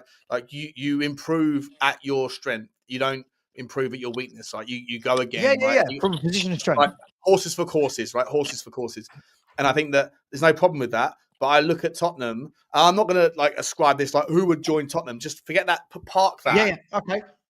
Iriola, Silva, Frank, those sorts of ilk managers, they haven't done it. And there's a never-ending list of managers that have taken teams from 16th to 8th or to 7th or to 6th. Sure. And then given the chance at the next level and then have failed. I'll tell you what, give it to. There's only one, well, just quickly finish my point. There's only one manager that I can remember that almost did it. Was 2. Claudio Ranieri, but he had some success behind him before that. And Pochettino that almost did it. He went from Southampton and took Tottenham to the next level, but he didn't quite do it either. Redknapp. But he hasn't done it. What? Yeah, has Harry Redknapp ever won a trophy? FA Cup. Harry Redknapp's won one trophy, but he had always managed in the lower echelons. Came to Spurs, and we were brilliant for like 3 or 4 seasons under him. But the manager I would take, Sean, if we were going to do this, the manager I would take all day long would be Xavi Hernandez from formerly of Barcelona. Yeah, this is a guy who's got an endless list of contacts. He coaches young players. He's been there, seen it, done it as a player and a manager. But my point is, by the way, I could have said any man. I want anyone other than Ange. I'm at that stage, Sean. I'll take you, Pete, and Henry as a hybrid over Ange, right? So don't take me, mate. The amount of nasty press reports about me being blown out of my mind on a fucking Friday night. No. Well, I didn't turn up to the game again on Sunday. It was out. Mate, it was out in grass and bags. I would even take a Glasner who has won a Europa League. Listen, I'm at the stage, guys. I don't know if everyone agrees with me. I'm at the stage where so much has happened this year, not just on the pitch, not just results, that it almost feels untenable. He's rowing with fans, right? He's rowing with interviewers, right? He's coming out and saying that he's fallen out of love with football for this. He's blaming VAR for that. I feel like so much has happened now that if he wins it, it'll be great to say, well, thank you. But now can we have a proper manager that can push us on? For me, that's only my opinion.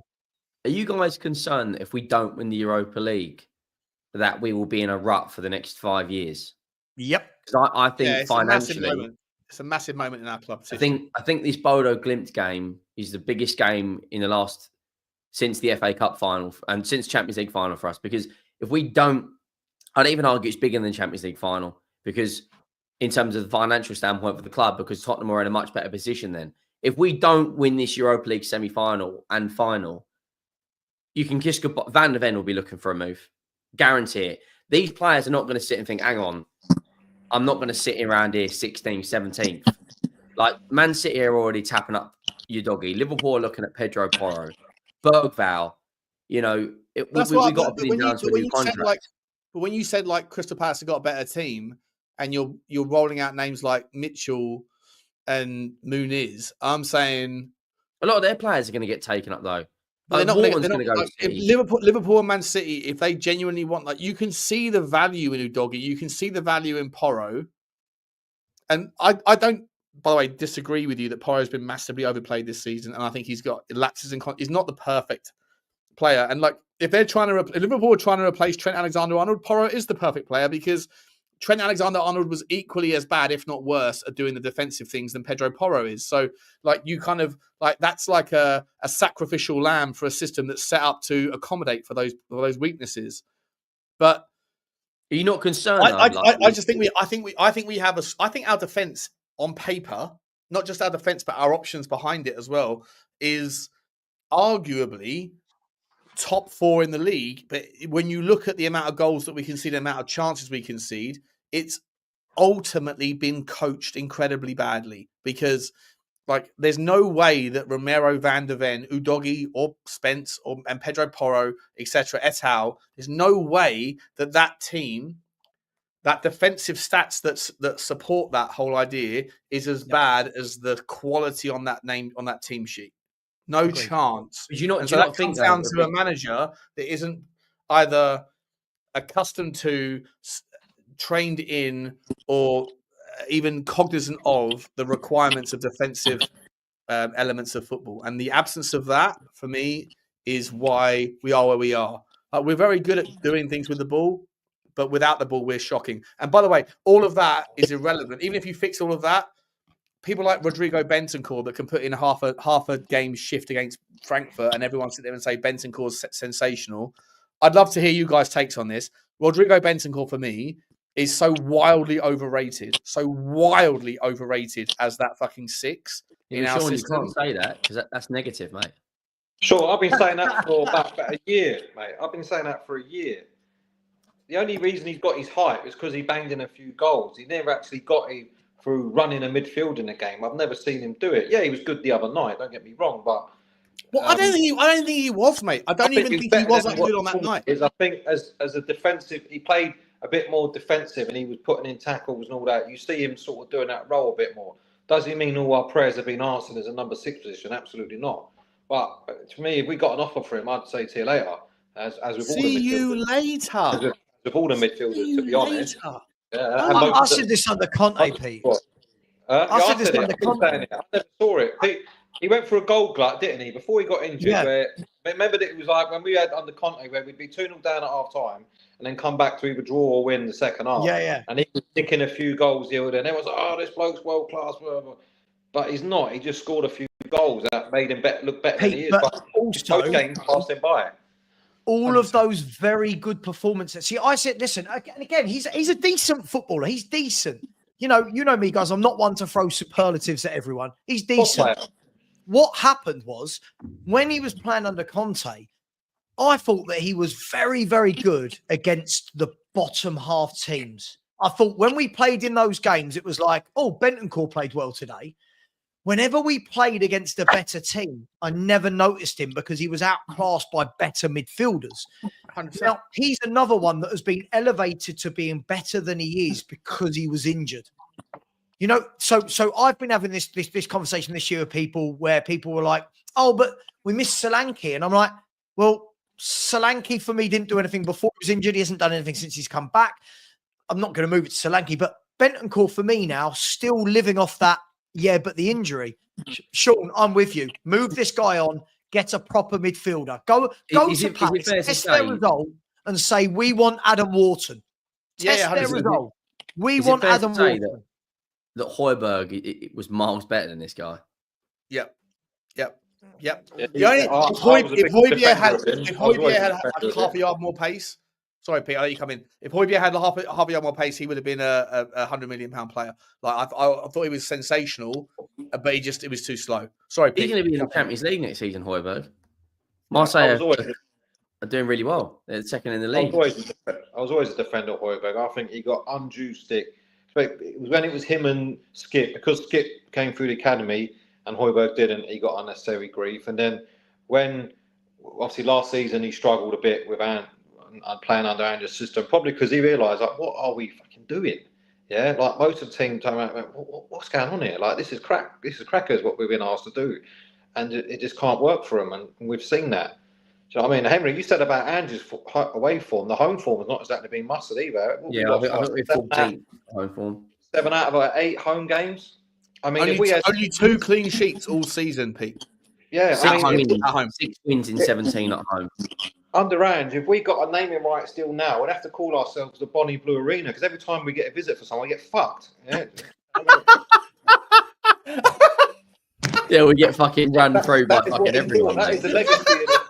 VeemanStreet.com. Do you know what? You pay a fucking lot of money, and all you're doing is getting the fucking semi. If you look at the Premier League table from 12th down, every single team has sacked their manager other than like Ipswich and us.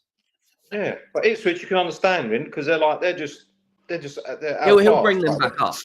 He'll bring them back. They'll get rid of a few players and he'll bring them back up. Yeah, they'll be a yo-yo team for a while.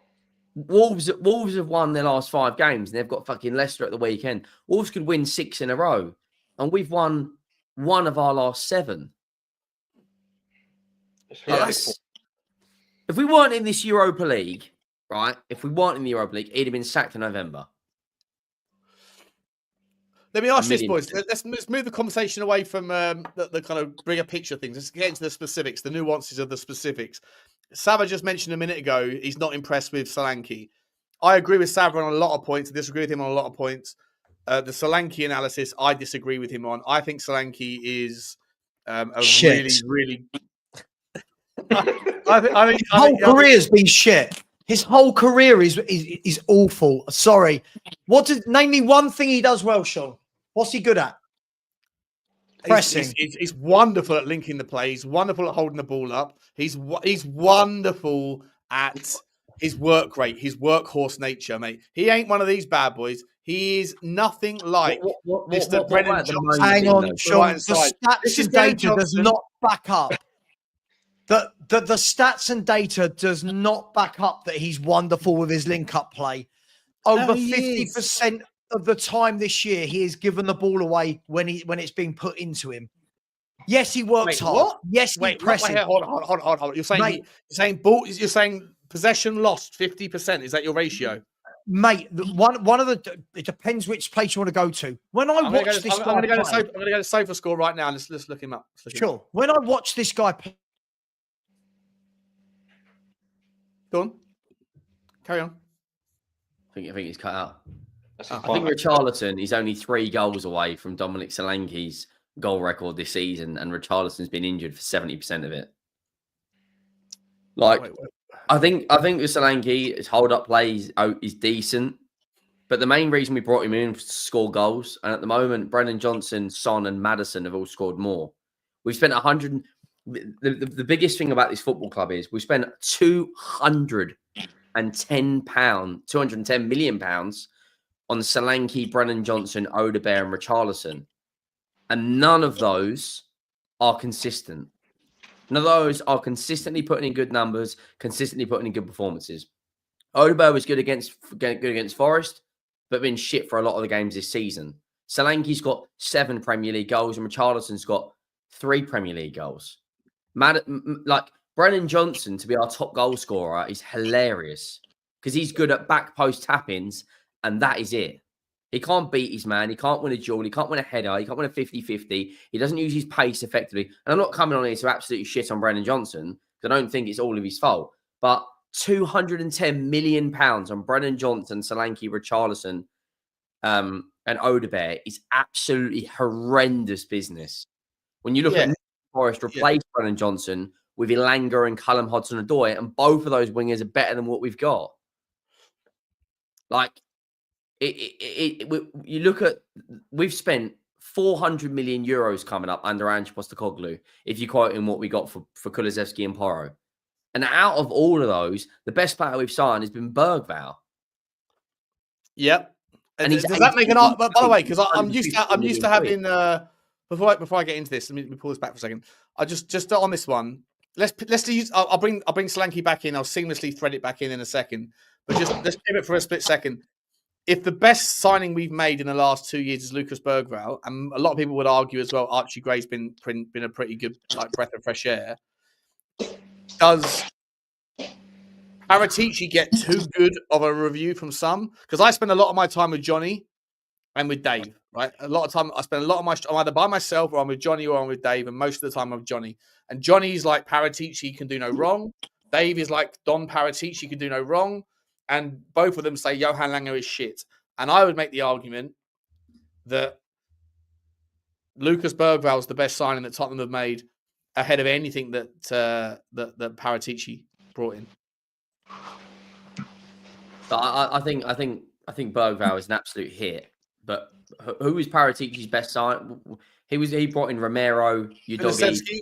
Kulusevski, in terms of value for money, Kulusevski was a hit from Paratici. Romero, 40 million, you might get 60 million back for him, maybe. Did he also bring in Bentancur? Yeah, but I don't think that Bentancur's anything. I think Bentancur's like okay. So for the money, it's okay. We just need better. It's hard because some of the people Paratici were bought in, but not to play this way. So Paratici bought in Udogie and Porro, who are both very good wing backs, but not very good fullbacks, right? So I think it's different. By the way, Berghvall as well. I do think everyone's doing what we usually do. I like Berghvall. You can see there's a player in there. He's going to suffer the longer Ange stays here. He's going to suffer if we don't give him a position, because at the moment he's trying to do absolutely everything in midfield and he's running around like a headless chicken, kicking everything that moves. He needs a coach to get hold of him, put him in a position and say, this is what you do. Because I think he is very talented, Berghvall, but we're going to ruin him. We're going to ruin him if we do not get a proper coach him. It's the same thing that Miles Lewis-Skelly and Berghvall, in terms of their, I guess you could say, tackling, are very, very similar. But what Arteta has done is slowly try to pull him out of games and rest him here or there. We're not in a position in the biggest games we've got this season where we can rest Berghvall. Like, just the fact that Berghvall is, for me, like, here's the other thing I want to just factor in. Not that I'm an advocate for necessarily. The only reason I would say Ange deserves to stay is if you live your life by a meritocracy mechanism, which means if you're good enough, if you've earned it, you should get it, kind of thing. Which is what I do. I hate the idea that people deserve something because they look a certain way, because they act a certain way. It's no, what do you deliver in output? Not your input factors. What's your output factors? That's why I hate what that Ni Aluko, whatever it was that she said about Ian Wright earlier. Like, fuck that. But to me, I think if Ange becomes the most successful manager, that's the argument to say he deserves an extra year. The thing that's the supporting evidence is the unknown of what sort of like catalyst for Tottenham could exist in a world where we do lift the Europa League and you have got a team of people that are predominantly 23 or under, and that people like Archie Gray, people like Dom Solanke, people like Lucas Berghvall. If those guys, what's not true? We're not. Well, the team isn't predominantly 23 years or under. The average age is 24, but that's like the average age is 25 and a half. But if you actually look at most of our starting lineups, when everyone's fit, how many of them are under 22, 23 that are playing? Well, Berghvall is 19. Gray, not Gray, he's not playing. Berghvall, okay, Udogie. Hang on, Udogie is, Berghvall is, right? Obviously, Sonny raises the average. Because what you're saying about the starting 11 is 25 and a half. It's not. It's the squad is 25 and a half. But that's manufactured by Ben Davies, by Sonny, that brings that number up massively. But when you look at the majority of the squad, you've got, I think, a better youth-centric approach than most do. And I think that you could, my whole, rather than get into the specifics of like the age rationale, just generally speaking, most of those players are going to have enough minutes on the pitch this year to lift the Europa League winners medal if we get there. What sort of indelible mark does it place on the character of the person that's 19 years old? If Lucas Berghvall was a Europa League winner at 19 years old, and he's not a bit part player in that squad, that system, he was a fundamental cog, like a massive cog in that system that was turning in and making other gears move. To me, that thing creates momentum. Sava, you talk about momentum all the time, and I love the fact that you do. I think the fact that you've got so many young players that are going to have such a rare thing, which is a Europa League winners medal, in your personal I just don't think. I disagree with you. I don't think it is. Oh, sorry, I've got a horrible noise coming from. Pete, I'm going to mute you, mate. Pete, put your finger up, mate, and when you want to say something, I'll bring you in. I think that we're using the. I'll do this again. We're using the Berghvall marker as though it's most of our team. If we're going to be brutally honest, most of the team that's playing, Sonny is whatever age it. Sonny is in his 30s. Solanke is 27. Right, all right. Brennan Johnson's 23. Right. James Maddison is 27. Rodrigo Benson or 28. Rodrigo Bentancur is 27, 28, whatever he is. Romero's 27. Yeah, Porro's 25. What? Vicario's not. What? Romero's not 27, Romero's is he? 26. Just 26. Just 26 as well. Okay, I was 1 year out, but he's not a kid, right? So Vicario's whatever age he is. Other than Berghvall, I only see that, like, when we talk about it's good and it's youth and this project, I don't see a youth project. I don't see what we're doing with the youth. What we've done here is we've used the youth to fill up when we've had injured players. And now that those injured players are back, this manager doesn't know how to incorporate or to integrate or to give any of them a chance. Mikey Moore, not even getting in squads. Yeah, Archie Gray, not even getting 20 minutes in central midfield. We'd rather play Pape Matar Sarr there every game or Bissouma. So for me, I think Berghvall is pushing the narrative of something that isn't actually true. That's only my opinion, but I don't see these young players playing. In the team that played against Forest, the youngsters that played was Udogie, Tell, and that was it. Berghvall come off the bench, who's 19. 27, you got Solanke, Danso's 26, Davies 31, Romero 26, Bentancur 27, Richalison 27, Vicario 28. The average age of the team that played, including the bench that come on, was 24.9. That's including the likes of Berghvall, Udogie, Tell, all the youngsters that played. Also, did you see the stuff about Tell we may be getting for a reduced fee? I'm not going to lie. If we don't win the Europa League, send him back to Bayern Munich. We're going to have a limited budget. I thought he was so good against Frankfurt and so good against.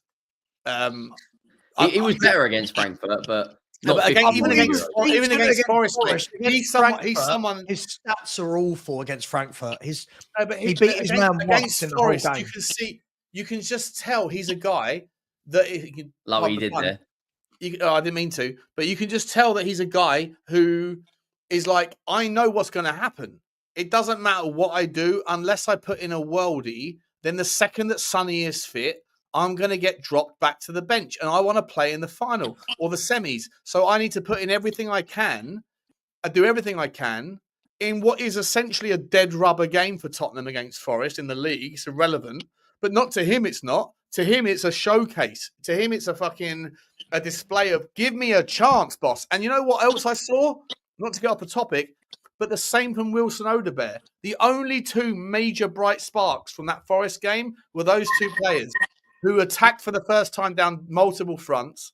It was like Nazi Germany in 1941 deciding to go after Russia and also Europe, ultimately losing the battle, but the confidence you have to respect that they can do it. And those two both went after it. And I thought that for me, I want to see, even if Sonny's fully fit and also Brennan Johnson's fully fit, I want to see Tell and Odobert in the wing positions against Bodo. Sean, what 11 would you play against Liverpool? Obviously, Vicario. I couldn't give a fuck about Liverpool. I couldn't give a fuck. I know, but I'm saying we obviously got. I'd give one last chance to Odobert, one last chance to Matisse Tell to put their name in the ring, because I know what's going to happen. If they don't, then Ange Postecoglou is probably going to do it anyway, but he'll probably be more likely to do it. If against Liverpool, Tell and Odobert take on their fullbacks, and and outperform relative to the squad, then it makes Ange's job more difficult, in my opinion, to ignore their rise. And for me, I want to see a Tottenham team that plays this 70% possession football, which I think we'll have against against Bodo at home.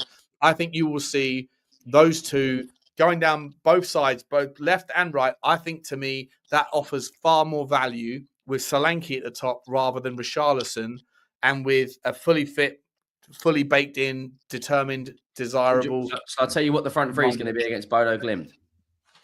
It's going to be Son on the left. That's the reason why he's being rested. The club will do everything they can. And by the way, do not be surprised if Romero leaves and we go and get Heung Min Jae. Guaranteed that Korean connection is going to live on. The front three against Bodo Glimt will be Brennan Johnson, Solanke, and Son. The midfield is going to be Berghvall, Bentancur, and Maddison. So the reason why I asked you the question is Berghvall, Bentancur, and Maddison. That's the team we'll play. In the front three against Liverpool, I personally think will be Tell, Odegaard, Richarlison. The midfield will be Bissouma, Sarr, and Maddison will play the first 45. Okay. The big question mark is going to be the centre-back situation. I'd go Davis and Danso. Sean. Yes. Regarding your first question, when you said about winning the Europa League would elevate these young players, right? And that may do, but at the same time, you've got a counterbalance where you still got Ange, you've got a pair of fucking concrete boots pulling them back down to earth again and through the floor. Yeah, so that just counteract that. They're getting humped every week. But it's also the same manager who watched Timo Werner every week play crap and still start above Mikey Moore and anyone else. Like, he still picked him over these players. Like, you know what? Like, I don't disagree with you. I don't disagree with you. I don't disagree with you, Pete, on what you're saying about Ange. But I just, my curiosity is whether or not a team that fully buys in. And I don't believe all of these little snippets that are in the press that we're all behind Ange, because then you see all these other senior players that are coming out saying it's not good enough, it's shit, it's this, that, and the other. Romero, Kulusevski, Maddison, Etal. Huh? The proof's in the pudding, what we see every week. They might like Ange as a person, but as a manager, they've worked out that he's pony. Because right, but if you win the Europa League, does that change? He's still pony. That still makes him pony. If you win the Europa League, does the mindset of the 21-year-olds go, fucking, this manager's done what, like, bear in mind. And we got to a semi-final. Lucas Berghvall at 19 years old, in less than 30 days' time, could be more successful in a Tottenham shirt. In fact, will be more than Harry fucking Kane. Yeah. I'll tell you what, though, I bet we wish that Harry Kane and them lot had this easy cup run that the Bergvalls and that have had. Well, we know him. So Harry Kane was part of the team that went to fucking in the Conference League. We got Dynamo Zagreb. Like, it's not. Let's not absolve the previous. No, I'm not disagreeing. I'm not disagreeing. I just feel like can I tell you, this might piss people off again, but I feel like we're so starved of success and we're so starved of good footballers that we're elevating players that haven't really done anything. Odegaard and Tell for me the other night, for how much of the ball they had, I think I remember one really good ball by Tell, one really good ball by Odegaard. Other than that, Tell's composure is absolutely horrific. Like, it's like he's never played football before. His composure, neither of them, I think both of them beat their man once in all of the dribbles that they attempted, right? But we're going, they're brilliant. They've done this. Well, they were better really good. Better than Sonny, better than Johnson is the argument. Sure, because the benchmark of Johnson, who's not a guy that takes his man on. That's what we're dealing with. That's the thing. That's not what you're suggesting. Is the argument is that people are saying that these people are brilliant. I'm not saying they are. I'm saying we have what we have to work with. Would you rather see Sonny and Johnson, or would you rather see Tell and Odegaard, or would you rather see a combination? I think you've got to ask the question. So it all depends in what game. So, for example, that game against Forest was lovely for Tell and Odegaard because Forest are the one team in the league that say, we don't want the football. Go on, have the football, have 70% of it. Down. Yeah. Break us down. Now, the difference is if Son had played in that game, and I'm not going to sit here and die on a hill for Son, who's been dreadful for a long time, but Son gets in that position in front of goal that Tell gets in, that man's composed, that's a goal. So there's swings and roundabouts to it. Look, for me, I just think that we're at such a low ebb as a fan base and as a club that players like Tell, and yes, he's 19, shouldn't be at this football club. Tell should not be at this football club for a 10 million loan fee and a possible 50 million pound transfer fee. What we should be doing is buying people like Mbeumo for 50 million. That's what we should be doing.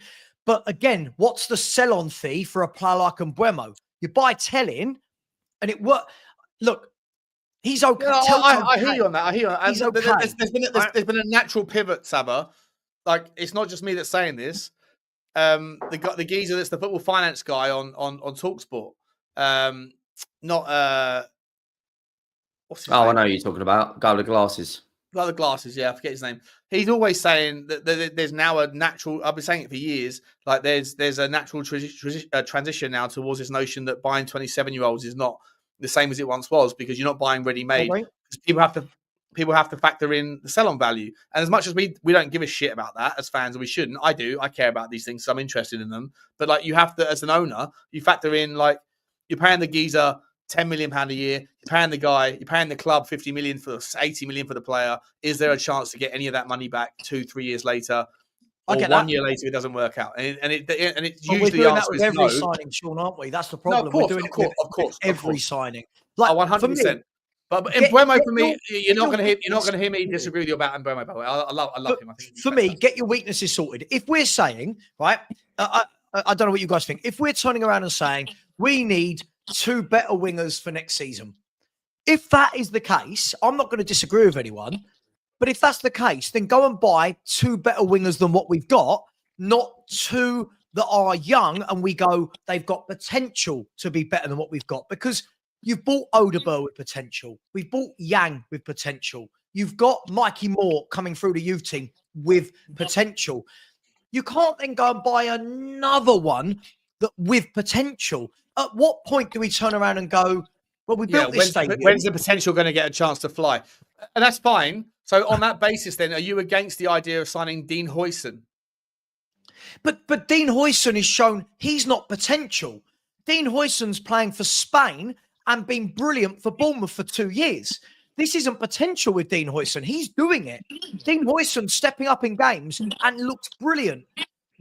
When I'm talking about potential, I'm talking about people like Tell, who's done nothing relative really in his career, hasn't been able to nail down a place anywhere. His goal output is poor in his career. Yes, it's a young career. But for once, I would like Spurs to wait for someone like Tell to get to a point where we go, Jesus, we've got to buy that guy. Can I ask you something, Sava? That's the difference for me. Do you think you can now see why Bayern Munich were desperate to get rid of him? Absolutely. He's not that good. Tell is a player who I think he tries really hard. Yeah, he's young. He's got to hone his skill. Like most young wingers, unless your name is Yamin Yamal, right? Like most young wingers, he is honing his skill. He's learning his art. I don't want that to be at Tottenham Hotspur. For once, I would like the guy that comes in be, yeah, you have learned. You've gone and done your apprenticeship somewhere. You've played 4 or 5 seasons of pro football at a top league. We're buying the finished article or the player that is very good. We're going out and getting Tell. And our fans are getting excited, Henry, because every now and then he beats a man. But if you actually look at it, big chances created, assists, goals. He doesn't actually do a lot in his career. But 50 million, that can't be where 50 million goes, guys. That can't be where 50 million goes. Especially if we don't win the Europa League, I reckon our transfer budget would be. Even if we do, I'm not paying that for him. Yeah, I don't want him at all. My big concern, Pete, is if we don't win the Europa League, I think we have a rut for the next 3 years. Because Levy, I don't see Levy financially going, there's £200 million to get out of the rut, because the players that we have got are decent. Van der Ven's not going to want to stay around if we're finishing anywhere between 12th and 16th. That's not what he signed to be in this club for. James Maddison's not going to want to be here. Like I said earlier to Sean, this Europa League campaign financially is bigger than our Champions League final, because when we're in the final, we're in a much better position as a club. We had Harry Kane, we had Son in his prime. Right now, we're literally wrapping Son up in bubble wrap. He'll probably come on for 15 minutes against Liverpool and banking on the fact that we beat Bodo Glimt. And then, by the way, if we get Bilbao, we have to play like we did against City, Brentford and Frankfurt. Because on the counter, with Inaki Williams, with Nico Williams, they will absolutely fucking destroy us. If we what have they got, Henry?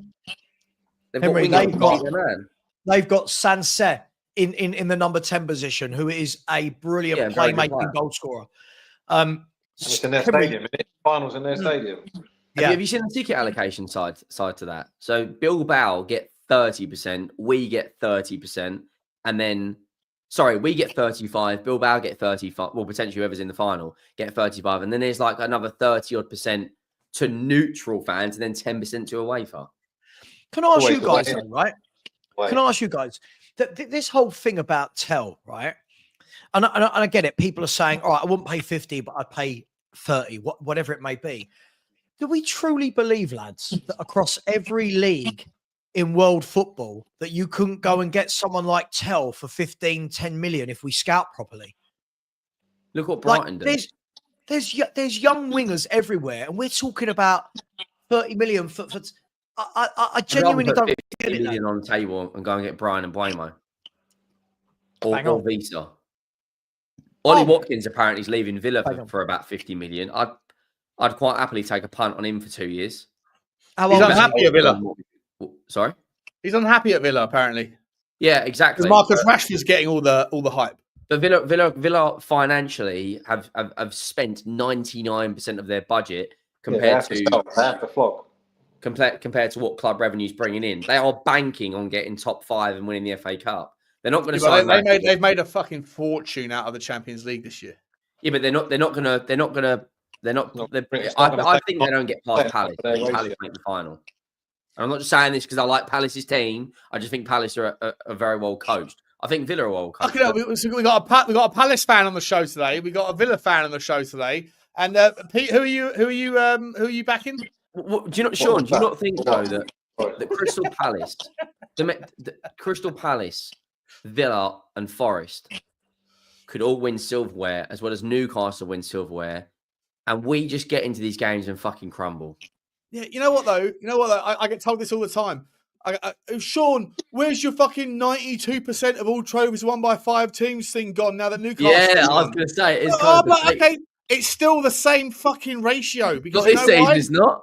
It is because Newcastle weren't one of the 5 fucking teams, right? So 92% of the trophies have still gone in 5. It's 91.5%. Only 25%, right? Of the 4 trophies this season or whatever it is, will be won by a big 6 club, and that's the Premier League, Liverpool. All right. If Bilbao win the Europa League, if Forest or Villa or fucking Palace win the FA Cup, Newcastle won the League Cup. I get what you're saying. I'll come back to that in 2 seconds. Sorry, Sav, I've been away for a little while, mate. Who the fuck is that? This is Stanley. Hey. Well, on the subject of dogs, I got another fucking dog letter yesterday on that fucking charity asking for more money. Mate, don't make silly bets. Don't make silly bets that your inbox and your post box can't fucking write. You know what I mean? Yeah, no. You know what I mean? Who's Stanley? What sort of brand of dog is that? He's a cross between a Frocker, a Jack Russell, and a Frenchie. Believe it or not, It's just like Bugsy. He looks like a lab a little bit, doesn't he? He's just like Bugsy a little bit. How are you there, Stanley? How old is he? To Frank. How old is he? 17 weeks now. Oh, amazing. Yeah. Well done. Sorry, I've got food. Rescue dog or you? No, got him as a puppy. Can I ask just quickly? You know the Aston Villa thing you said there. What I find quite interesting. You know what Villa will do though? Like you're right, Sean. They've made a shed load of money this year off Champions League. But if Villa do get into financial difficulties this window, they will sell someone like an Ollie Watkins who has got 3 years left on his contract, and they will get, because there's not a good striker market out there. they will get 70, 80 million for Ollie Watkins. They got because he's a 90 million goal for scorer. Duran as well. Hold up. Let's That's not what they'll say do. that's the usual market economics. It's not usual market economics, Henry. They've got into bed with Man City and Newcastle and the fucking other oligarchs. They got into bed with those people, mate. We saw it last summer. Listen, it will be the number one thing I will hark back on for the next 10 years of my streaming life if I make it that far, is that 3 days before it happened, I was on a stream with Johnny and I said, here are 10 ways. It took me 5 minutes.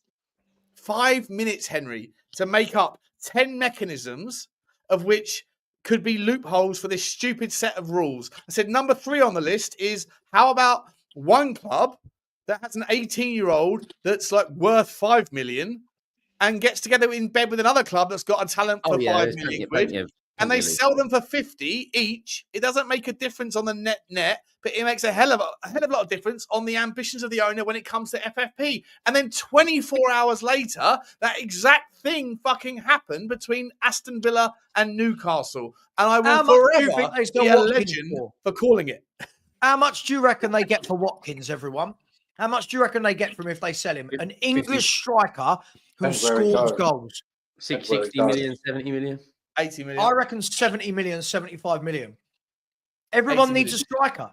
Everyone needs a striker. Chelsea would take him. Arsenal would take him. Have you guys depending on what happens with Isak, Newcastle. Isak's worth 130 million. What's that, Henry? David Ornstein said on NBC Sports Soccer that regardless if Andrew wins the Europa League, it's pretty much inevitable that he will be going. You know what he's going to do, didn't you? Right? You know what, at Wolf of Wall Street, when he fucking goes, I'm not fucking leaving, he's going to stand there with a Europa League trophy, a bunch of all of those, and goes, who fucking doubted me now? There's your trophy. Me. Yeah. It's a big fucking trophy as well. It's a big fucking trophy. If we win the Europa League, I think we're up to 5th in the most winners in that competition with 3 Europa Leagues. Oh, let me ask this. Peter, I'll start with you because I think you're the most reasonable on this particular topic for sure. On this particular topic, could we just sit here and replay the video of the Aston Villa conversation we had exactly 2 years ago to talk about who's the most? Could we just do that, Pete? If Tottenham win the Europa League, what happens to the Levy out change for Tottenham protests?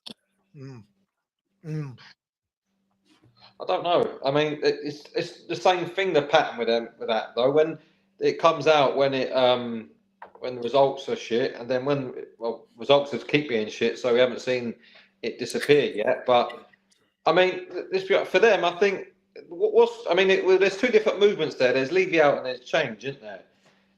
But change is just the rebranding of Levy out, mate. Come on. Well, it depends really on what they really want, but I think if you're going to go for change, keep that message, you keep that going, because nothing has really changed. We still need to do better. Yeah, we've scraped the Europa League in a subpar tournament this year. You know what I mean? And there's still a trophy at the end of the day, but it doesn't really take all the ills away. I think for that to happen in terms of how the fans think of Levy, there needs to be a consistent level of competitiveness and success for that to change. Do you know what I mean? Not a sort of one-hit wonder. Oh, well, we bagged the Europa League, because I think no one's stupid enough to look at the circumstances. We've bagged our Europa League. We've also bagged our worst ever Premier League finish. And just finished just above the relegation place. Yeah, but the argument for what Levy out. This is why I always call out. Like no trophies and all that, one trophy. Yeah, top 4 is not a trophy, bro. Right? Where's my trophy? Okay, now we get a trophy. But bear in mind that it was only a couple of months ago when we were walking in towards the semi-finals against Liverpool, the second leg, and I was watching certain channels. I was watching them. I rarely do, but I watched that day, and that's why I called out Lubo on Saba's channel on FHTV. I was like, Lubo, I love you, mate. You're a good guy. But bro, we were talking about the Tottenham accounts at the time. And he was saying that before I came on, he was talking about 62 or 52% ratios and all this, or 40, whatever it is, 42% wasted revenue ratios. I come on and correct him on a few points. And as soon as I correct him, he suddenly goes, why are we all football accountants suddenly? I was like, well, if we're not accountants, then why are you talking about this shit before I come on? But ultimately, He was on other channels championing our relegation and our demise in the cup competitions, because if we were successful in those competitions, then it would have been a damaging effect on the momentum of Levy out. And I'm like, but the whole point of Levy out is that you're unhappy with us not winning trophies, and suddenly winning trophies is a problem. It's like, come on. Like, what are we doing here? Like, I get what you're saying. I think that for Levy out means different things for different people and change. You know what I mean? People have different perspectives on it, but on the whole, that is the one thrown out. It's trophies, right? Everyone would be okay with Daniel Levy being the master of business if we'd won 2 more FA Cups, 2 more Carabao Cups. Absolutely guarantee, Sean, is that for where we might win a trophy, but then very soon Daniel Levy will manage to drop another bollock and make the fans hate him even more, because that's what he specialises in. You know what I mean? For every good thing, there'll be something else coming, because this is what he does. You're not going to be perfect, though, Pete. Right? You're not going to be perfect. No one's perfect. If I get through my day making less bad decisions than I do good decisions, it's a good day for me. But there's never a day where I don't fuck up at some point during the day. It's never a day where that doesn't happen. Part of life. It's part of life, exactly. And so to look at a guy over 25 years and say, well, he fucked up with Martin Jol, sacking him at half time. Are we still holding his feet to the candle about that? Fair enough, right? If you want to, fine. If your overarching rationale is that he's not perfect, then guess what? Neither are you, and your expectations of people are too high. So move on. I don't care about your argument. If your argument is we don't win enough trophies, then that's fine. It's a very real argument and a fair argument. But then do not root against winning trophies, because if we win a trophy, suddenly Levy out is going to be dampened. Like, go fuck yourself. At that point, I don't want to hear your point, because your point is about being right, not about what is right. If your whole argument was about Levy out is based on we don't win enough trophies, but yet now I'm rooting for our failure and I'm rooting for our relegation, then you're just someone that wants to be right, and you don't really care about Tottenham. You care about your ego in the communities. And that to me is problematic. Yeah, fair enough. I mean, I'm going to disagree. For me, Levy out, my disdain of Levy is more about being decision-making over the years. That has contributed to a lack of trophies, but that's not the number one reason for me. I think his decision-making has been shocking, but it is what it is. Do you know what I mean? But Sean, as someone that's, I would say, defended Levy at times, can you, one question I asked to all the Levy inners, do you honestly think that footballing decisions are at the heart of his mind? Like they are what's best for football club? Is it always about football, or is it about Tottenham as a brand?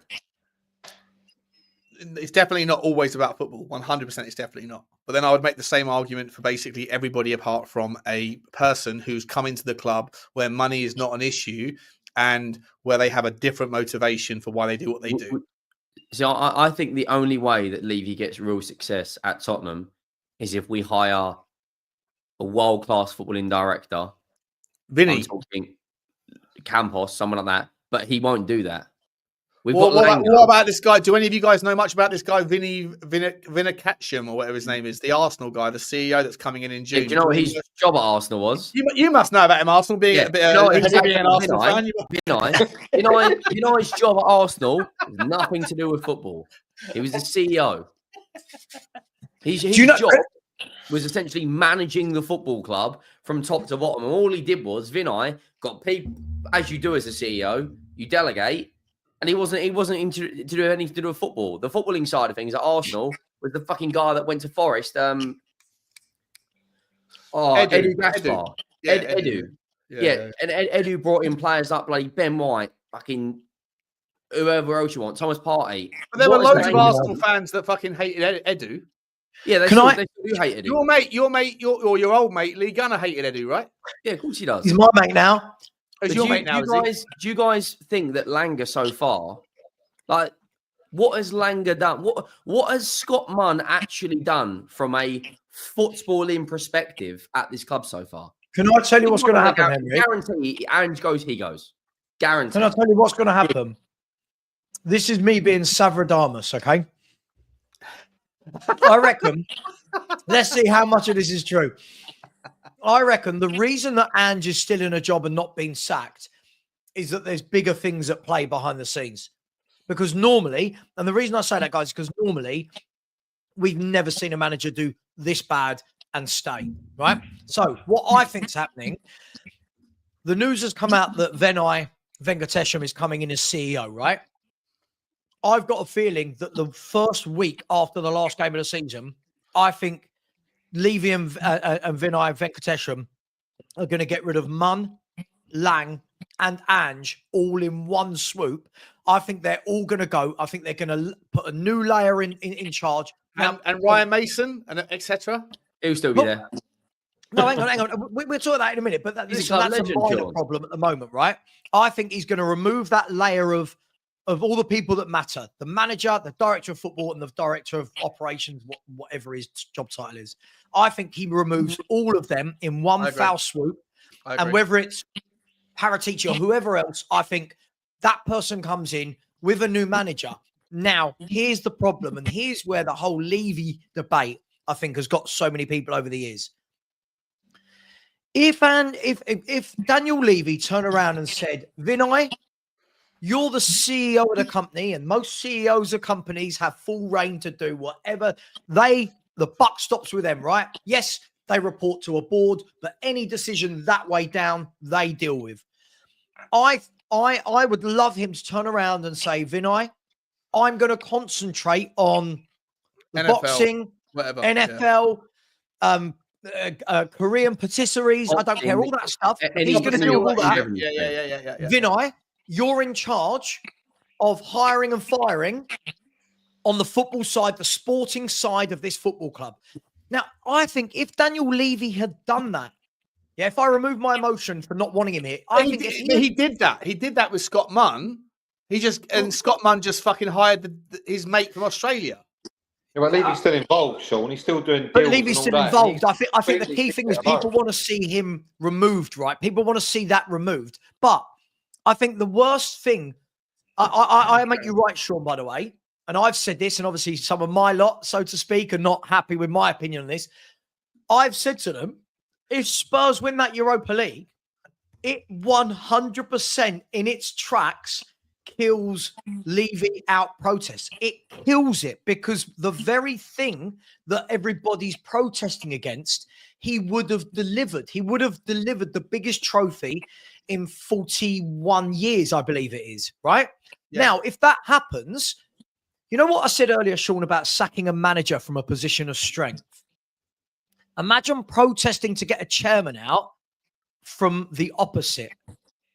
They'd be at a position of weakness. We want him out. But it's not the same conversation. You can't, like a manager is an employee, an owner is an owner. Like, I agree. That doesn't matter how many times, like, as much as most of my businesses now are on ice because of what's going on with me. But ultimately, if I had a bad client, if I had a client that was unhappy with me and he turned around and went, I'll stay with you as long as you leave the company and you hand over to that account manager that you've got, Sean, that's from India, that's fantastic. I'd be like, well, sorry, but I'm the owner of the company. So, you can't get rid of me. I'll always be in the background. It hasn't happened, thank God. But it's one of those things. Like Daniel Levy is not under the same... He's not... just the realities of life, the realities of business don't work the same way. So, like, I'm with you, though, in principle. If Daniel Levy could sit there and turn around and say, I'm hands off, like the reins are off, right? But Pete, you know this. We spoke about this last time you came on the show.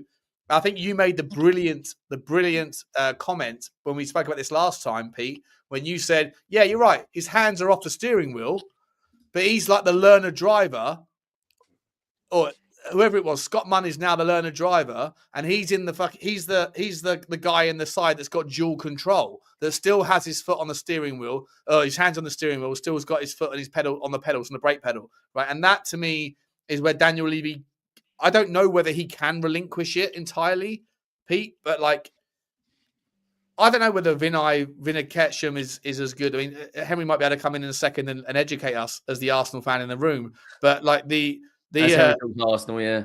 The reality is that Daniel Levy can hire as many people with as many like acronyms as he wants that makes it out like he's not in charge. But if he still wants to get involved in negotiations, if he's still going to sit there and say that player's overvalued, our player's undervalued, etc., then it's all a dead rubber, isn't it? And it'll be just a rinse and repeat of the same bullshit. Yeah, there's always two things about when we hire these people. A, they're how good they are. B, what is their remit and how much freedom do they get? And sometimes we've had good people with don't get much freedom because Levy's got to get involved. And at the moment, it seems we got it the other way. He gives them freedom, but they can't really do it, and then he's got to step in. Yeah, but I mean, where Tottenham are now, there's so much going on. There's enough for Levy to go, right, I'm going to build brand Tottenham. Vinner, you deal with Tottenham, the football club. Yeah, I'm building the brand. You build the club, right? And because I'm shit at football, yeah, I'm good at building businesses and brands. I'll be flying around Korea, opening whatever, Korean this, Korean that, and American this, American that, working on the NFL side, getting a fucking NFL deal and all that stuff. All what he wants, you do that, you run that, yeah, and then that is and I will send you the pot every year. You will send it down because you hire the people you want to run it to do the football side. Because obviously this geezer's not an out-and-out football man; he's a CEO, yeah. So you hire who you want, and then I will hold you account for the success of the football club because at the end of the day, he is the chairman. Yeah, I will provide you with the funds, but doing my bit, building brand Tottenham, you do that bit. That'd be the ideal scenario. But for some reason, Levy still always seems to feel like he has to be involved and wants to be involved. Don't get me wrong. He's Mate, it's hard. I'll tell you what, it is fucking hard. I'm a micro business owner. I own tiny businesses. But when someone says to me, Sean, stop, can you stop overlooking my campaign? Can you let me do my thing? Like coming from a guy that learnt how to do the thing that I've now outsourced because I've got other things to fucking worry about. I can't not look at their mistakes and not chime in and go, well, why are you doing this? Errors, Sean. There's looking at their errors. Sean, I've been a manager, mate. I've run businesses. I run a business now for someone, yeah, so I know all about it. But what I'm saying is you have to empower people to do it. There's stepping in and being, hang on, you might want to look at this or what's going on here, and then there's, right, you pick the player, I'll go and do the deal because I like doing that bit, yeah? And then straight away, no matter what happens no matter how bad we want the player, Levy's got a value in mind and he will not go above that value, yeah? No matter how good it is for the club. And quite often, his way he negotiates it might seem like the best for the club in terms of the balance sheet, but it's not been best for the club in terms of on the pitch, which is where we've always come unstuck, which is what has been my issue with him over the years, is that decision making. Sometimes you just got to do what you've got to do. Stop thinking the best for the club isn't always as a pound sign in terms of a statistic. Sometimes it has to be what happens on the pitch. That's why when you say about sell-on value, quite often I think, okay, there's a proportion of that, but what about the add-on value, what they do while they're here, in terms of how much money can they make for the club while they're here through being successful on the pitch? We'll fire away anything you can sell them for if you get certain players right. So on that basis, then, just quickly before because Henry wanted to come in, just quickly before I hand over to Henry, on that basis, are you alluding to Sonny and as much as whether or not there's like, because that's always a difficult conversation. What does he bring on the pitch anymore versus what is he worth to the club? Is that what you're alluding to, or are you alluding to something else? No, I'm just going general. Like, for example, if we was, Marco Asensio at Villa, yeah? If we was to sign him, yeah, if we was in the thing for signing him, everyone would say, there's no sell-on value there, blah, blah, blah, blah, blah.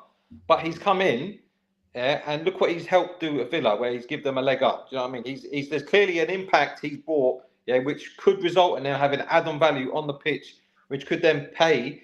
They get in that Champions League. His presence, what he's done, is paid, will be worth more than anything you might have sold him for. Yeah, in terms of that potential selling value. That's what's always been my gripe. Sometimes you could bring players in at 200 grand a week, like them sort of players that float around after they've had their last contract and then you need them, they just want a couple of years, but they add value somewhere else that cannot be quantified in cash terms.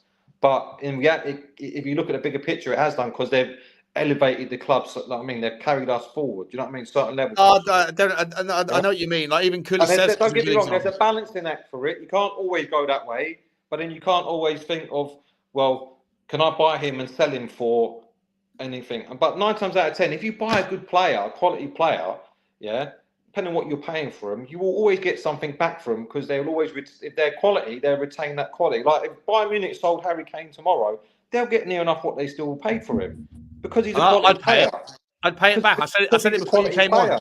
Yeah, I said it before any of you came on. I think someone he's got a release in the chat was like, "Oh, I'd take Harry Kane back if we got full value for Richalison." Yeah, I was like, "I don't give a fuck about Richalison. It'd still be worth the same because he's a quality player. He brings other stuff. Do you know what I mean? He brings other things. It's not just about what you can. Well, we'll never sell him for a profit after that, but what he can bring to the pitch sometimes is more important than what he can make in terms of what you sell in him. It's what the impact his presence here. If you get in the Champions League, for example, now with the new format, it's worth fucking fortunes. Yeah, any potential talent value, and we have to think about that a bit more than just not always. Well, can we buy him for this and sell him for that? Yeah, do you know what I mean? No, I hear you, mate. But we go too far. Levy's always everything is about what I do, what's best for the club, and I genuinely believe he probably believes that is what he's doing. But that best for the club is always what's best for the club financially. Yeah. I hear. Sometimes you've got to go, you know what? That manager really needs that player. So whatever it takes, I'm getting him. Yeah, because he's the transformative signing this manager needs. Yeah. Whatever. I hear you, Pete, mate. It's a good argument, mate. It's a good. I think Daniel Levy does cross that bridge, Henry, between what's good for him and what's good for the club, because he thinks, well, I'm the owner of the club, therefore what's good for me is good. What's good for the goose is good for the gander. Doesn't always work that way, Henry, right? Yeah, of course. Like this whole Vinay situation is going to be very, very interesting because I think KSE, the Cronkies, known as KSE, bought and took full control of Arsenal back in 2018, which was a year after they appointed Vinay and I can't remember what the other person's name was to be dual CEO. Ivan Gazidis. Yeah, something like that. They went on to spend £700 million. Right, they went on to give Arteta a quote unquote a war chest, right? And they stuck through the bad times of finishing 8th to now 5 years later potentially winning a Champions League. But that they put a lot of their own money into that. They took out transfer loans. Like Kroenke's missus owns. Henry, you bought a ticket for that final as well. No, I'm thinking about it though. But yeah, they've put something like 200 million quid of their own money in. We're not in a position. 300. Yeah, whatever. 300 maybe. We're not in a position to put 300 million quid in. Daniel Levy is never in a million years going to put. Yeah, one, we might not even have the money. Two, are we prepared to take out a transfer loan against the club? That's what Arsenal did when they bought in Kai Havertz and Declan Rice. Now it's owner debt. It's owner debt. That's the owner debt, but on the basis that they paid off 90% of the stadium already, right? Yeah, and it wouldn't roll with the club if they had $1 billion of debt and then put another 300 million quid on top of that. It wouldn't work that way. So people wouldn't be happy with that. Because of Arsenal's, if Arsenal go and win the Champions League, they will do 350 million this summer. If they don't win the Champions League, they'll do 250, 300 million pounds, which means since Kroenke's have taken over. Wait, hold on. Hold on. They will not spend 300 million pounds this summer. You. They will. Zinchenko's going, Kivior's going, Sterling's going. What's the net spend you're talking about? That will be like 180. If they don't win the Champions League, they will spend. If they don't win the Champions League, net will be like 130, 120. Okay, that's fine. Yeah, fine. But overall, in terms of overall spend, David Ornstein's already come out, and Romano's already come out on multiple fronts saying they're prepared to spend 250 million pounds. But when you look at what Tottenham want to do, the only way we'd ever go and spend 250, 300 million pounds if we win the league. No, see, this is the thing. For me, Tottenham, this is why I say that, but this is why I'm prepared to spend $4,000 on a game and a trip to Bilbao that we haven't even got there yet. This is why I'm also willing to spend 1,500 quid on a ticket for half a day's stay in the fucking Arctic Circle, and I haven't even got a North Face jacket. This is why I'm prepared to do it, because this is a sliding doors moment in the history of the Tottenham Hotspur. It is mad how this moment, the next month, the next 30 days of Tottenham Hotspur are so pivotal is because if we don't do it, if we fuck up, if we don't manage to beat a team that, let's be entirely honest, are probably, I'm not trying to disrespect them here, but would probably struggle to win the championship, right? Or based on quality of team, quality of squad. Maybe Sava disagrees. I'll bring Sava back in. They're a good team. They're a good team based on the nuances of Europa. You know, their season's only just started. The fact that half of their Europa League, I know their season starts differently because of the weather, but the Europa League doesn't bake that in. So when they play home and away legs, or when they have games midwinter in Norway, it's in an environment that is alien to 95% of the players in world football. But to those players that play in that world, they haven't got like a Brazilian superstar, have they? They haven't got like a Portuguese superstar. They've got players that are predominantly the best Scandinavian players. They've got their own Berghvall. Yeah, but it's more than that. Like they're conditioned to I see what you mean. I just think they do comfortable in the Premier League. I agree with you. Well, okay, fine. Whatever. Okay, fine. Whatever. Well, my point is that they ain't going to be pulling up trees in the Premier League. They're not going to be better than Crystal Palace or Forest or Tottenham most of the time. Definitely not better than Palace, mate. Oh, yeah. Or Villa. Yeah. Okay, yeah. We're 16th, mate. They'd be better than that. Fans, yeah. My point is, right, that this is the biggest sliding doors moment in Daniel Levy's career, in Ange Postecoglou's career, even if he fucks off anyway at the end of it, in all Tottenham fans. If we do not get past this stage, if we go to Bilbao and we get beaten by a better team in Bilbao, or if we get beaten by a remarkably unique version of Manchester United that we haven't faced. Bruno Fernandes, not Man United. Fernandes. Fair enough. If we get beaten by that, then so be it. But if we can't beat Bodo Glimt, then Tottenham Hotspur this season is underwritten as the worst season in Tottenham Hotspur's history in, I guess, all of our lifetimes. Guessing all of our ages. I think I'm probably the oldest. We're in a rut for 5 years. Can I ask though, when we say it's a massive sliding door moment, do you believe, all three of you, do any of you believe that Tottenham qualify for the Champions League? We've been let off for our stinky season. Does anyone believe that makes Daniel Levy go, oh, that was a let off? Right. Now we've actually got to go and buy some proper players, not kids. Or do you think he'll go, well, what's everyone upset about? I've bought loads of kids. I think he hasn't got an excuse. If we don't do it, he can excuse himself and say, look, last season, we managed to scrape through. Our numbers were they were 12% down on the season before, but we were relatively 25% down on every other metric. So because of the things that I'm great at, it was only half as bad as it could have been in terms of revenue. Last season, as in the season we're having right now, you finished 17th. The footballing operations, of which I'm not part of, we finished 17th. We didn't qualify for Europe, yada, yada, yada. Therefore, I can excuse why I don't have to spend. If we qualify for the Champions League and in so doing win 25 million quid more in the Europa League prize money, all that stuff, then he doesn't have the excuse. He doesn't have the excuse that he can hide behind. And he will hide behind the excuse of, well, you fucked up in the Football League, Ange. It's not the excuse. It's the amount of outgoings we're going to have. I don't give a shit about the excuses. I'll deal with that later. It's the amount of players that will be sitting fucking 16th, 17th that will go, see you later. Udogie, Van der Ven, Porro, Maddison, Kulu, all gone. Most of those players will be gone. Don't you think that depends on the manager? Don't you like? I feel like people like James Maddison, I think, are intelligent enough to realise that we are where we are because of the manager that we've got. Yeah, of course. James Maddison, if let's say, just for example, right, let's say a proper man-to-man manager comes in, you know, like how Harry Redknapp was. Like, you know, the way how Eddie Howe is with his players. Thomas Frank, perfect example. Thomas Frank. I think if a proper man-to-man manager came in like that, they put their arm around James Maddison and go, you're my main man. You're going to play in the playmaker position. You're not going to spend all of the game at left back or central midfield, and I'm going to build everything around you. Right? I think James Maddison then gets emboldened and empowered by that. At the moment, he's playing for a manager. Wasn't that his role at Leicester?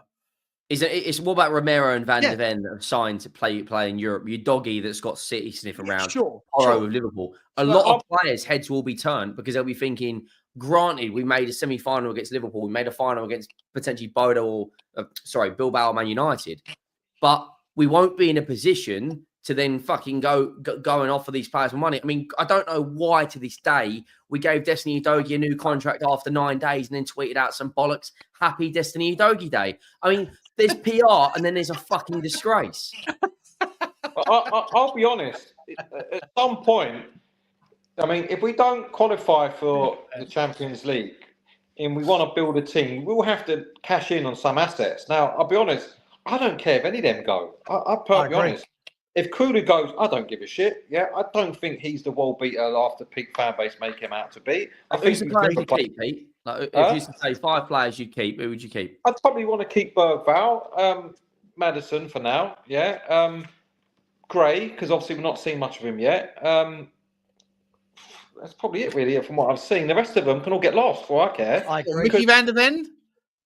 Yeah, he can go, because the way I see it, it's two things. A, he's not a great one-on-one defender. He plays really well in this system because it makes him look like a hero every 10 minutes because he's running back like a fucking galloping horse to do last-minute tackles because Romero's gone missing or because Andy's playing the team on the halfway line. But there's also the fact that he is very injury-prone. So it could be a fact where you've got to go, do you know what?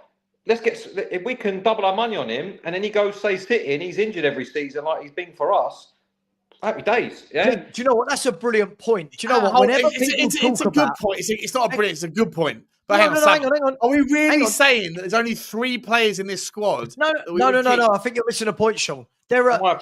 Let's be fair. You could probably say 7 or 8. Yeah, I'd keep them. But I think if I put it like this, Pete, there is no one. If I woke up tomorrow morning and I saw that X player had been sold for 50, 60 million, there's no one. Like with a Kane, like with a Bale or a Modric, there's no one when I'd go, what? But he's magnificent. I'm gutted, Yeah, Kulu. I mean, our fans at the beginning of the season, he's the best midfielder in the league. No, he's not. He was in good form. Micky van der Ven, him and Romero, Pete, right? This fan base want to build a team around Van der Ven and Romero, who respectively, between them, one has missed 50% roughly of all games available to him, which is Micky van der Ven. Yeah. And Romero's is something like he's missed something like 47, 46. Yeah, and has twerked for Spain too frequently. Yeah, so how do you build a team around 2 centre halves that between them miss nearly 50% of all games? Exactly. Romero, I'll be honest, is a better footballer than he is a defender. That's his problem. Yes, you know what best defender is? Everything else. Do you know Guahi all the way. Isn't that right, Pete? Guahi all the way. Yeah, I love him. Our best centre-back when it comes to defending this season has been Ben Davies. Go on, Ben.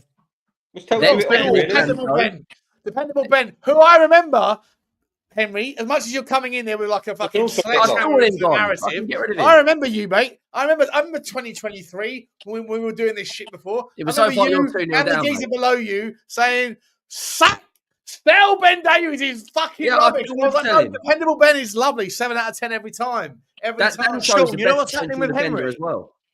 Short-haired sort of Eminem Henry says outlandish things. Long-haired, sensible, mature Henry says mature things. That's what happens when you buy your own gaff. Yeah, depends on how the YouTube numbers are, mate. That's what it all comes down to. Can we talk about good mum? You'll be all right. Can we talk about Dancer? Right, he's actually a better defender than Romero is. We talk a lot about Van der Ven and Romero, but we talk loads about Van der Ven and Romero. But there are clubs that are seen as smaller than Spurs, that have worse defenders than Spurs, that have decent defences because their manager actually gets them playing in a system. So, for example, if I said to you, Anderson and Bassi at Fulham, right? No one would have wanted them two over Van der Ven and Romero. Right? No one would want Everton's central defensive partnership over Van der Ven and Romero. But these defenders they play as a pair. They do their job. They're available most weeks and they get on with it. Van de Ven and Romero, for me, Pete is bang on. Pete is absolutely bang on. I'm not knocking Van de Ven, but I don't ever watch Van de Ven in defensive duties, not 100-meter races over the top. I don't ever watch him one-on-one as a defender and go, that's a top centre half. I watch him and go, yeah, your pace has got you out of trouble. I'm not knocking him. Look at He's an insurance policy. What would he do in Forest He's an insurance policy. Yeah, he'd struggle. He would absolutely be nowhere near the value that he is if he was playing in a low block system, which is what I used to say about Lloyd Kelly. People undervalue Lloyd Kelly. I know he's fucked off to Italy now, but like no one ever saw Lloyd Kelly's value because he was playing in a Bournemouth system that at the time was set up to play low block. And obviously the system's moved, but Lloyd Kelly's value was based on things that weren't apparent.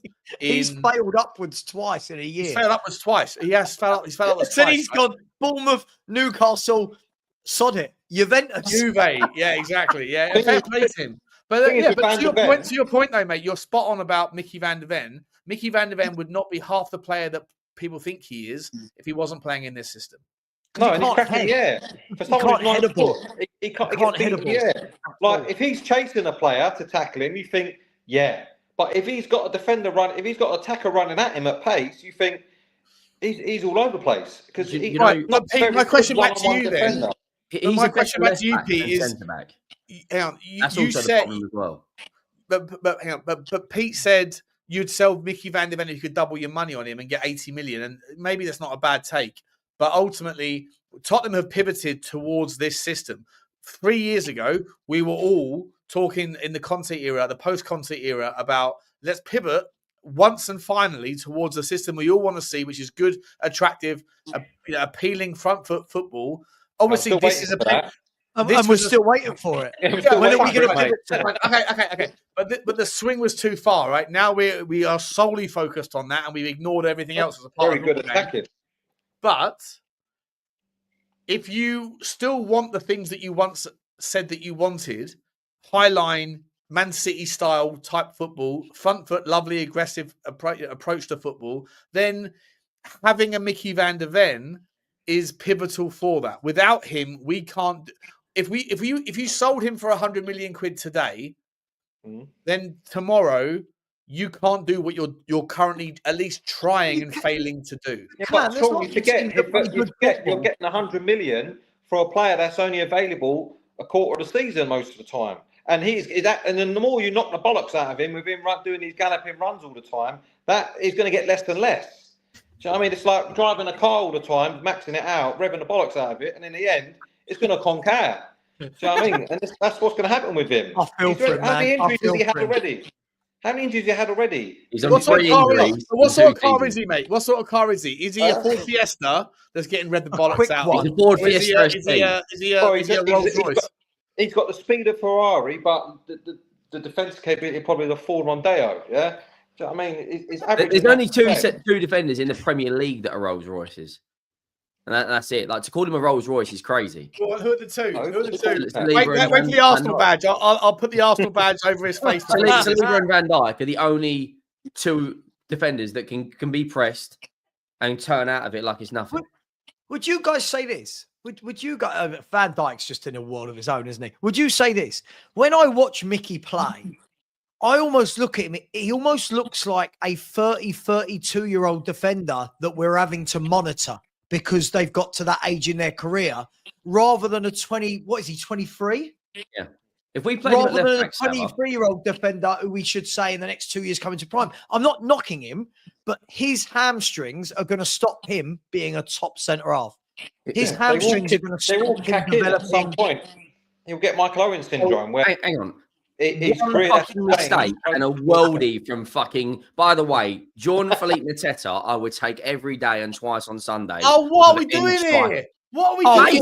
He's got 17 goals this season. He's got more than Richalison. How many times has he done that? How many times has he done that? Solanke. How many times has Solanke fucking got double digits? Hold up, that's the point. You're arguing. Both of you, these two. I tell a lie. This is Jean-Philippe Mateta's second season on 15 plus goals. Okay. How many Solanke got this season in the league? 7. How many GAs has he got? How many GAs has he got? How many GAs? Listen, You know, I don't want either of them. But isn't it a sad day when Palace have got a better centre forward than us and paid about They haven't 11 got a better centre forward than us. No, Sean, he's got 14 league goals. Solanke. Mateta. Yes. Much better than Solanke. Look at the goal he scored yesterday. There's no way Solanke's doing that. Hang on. The last 2 years consistently, Solanke, Mateta has had good years consistently. 2 years in a row, he's doing well. Has he scored? Has he got more GA in the last 2 seasons than Dominic Solanke? Yes, he has. So last year he got 16 goals and 5 assists. 21. And this year he's got 14 gols and 3 assists. So that's 17. He's so got he's 38. So he's 38 in 2 seasons. Go on, 38 in 2 seasons. Right. And Dominic Solanke got last season. He got for Bournemouth 19 goals and 3 assists. So 22. Right, and he's got 10 GA this season in 24. So Jean-Philippe Mateta has got 5 more GA in the last 2 seasons. Playing for not on a permanent played. Bullshit. Mate, he plays for Palace. Not on a permanent basis. What are we doing here? You're ascribing that Palace are a better team than Tottenham, mate. Don't then use they are this season because the league table backs it up. You can't do that. Can we bring this back to something simple? Isn't it embarrassing, though, that Palace, for those stats, listen, forget who's better, forget their stats and whatever, but the fact that Palace have got a striker for what, I don't know if you've got it in front of you, was it 11 million euros doing that? We paid 60 million to get the same thing or worse. But that's because of the manager. That's the manager. But you know what? Is it?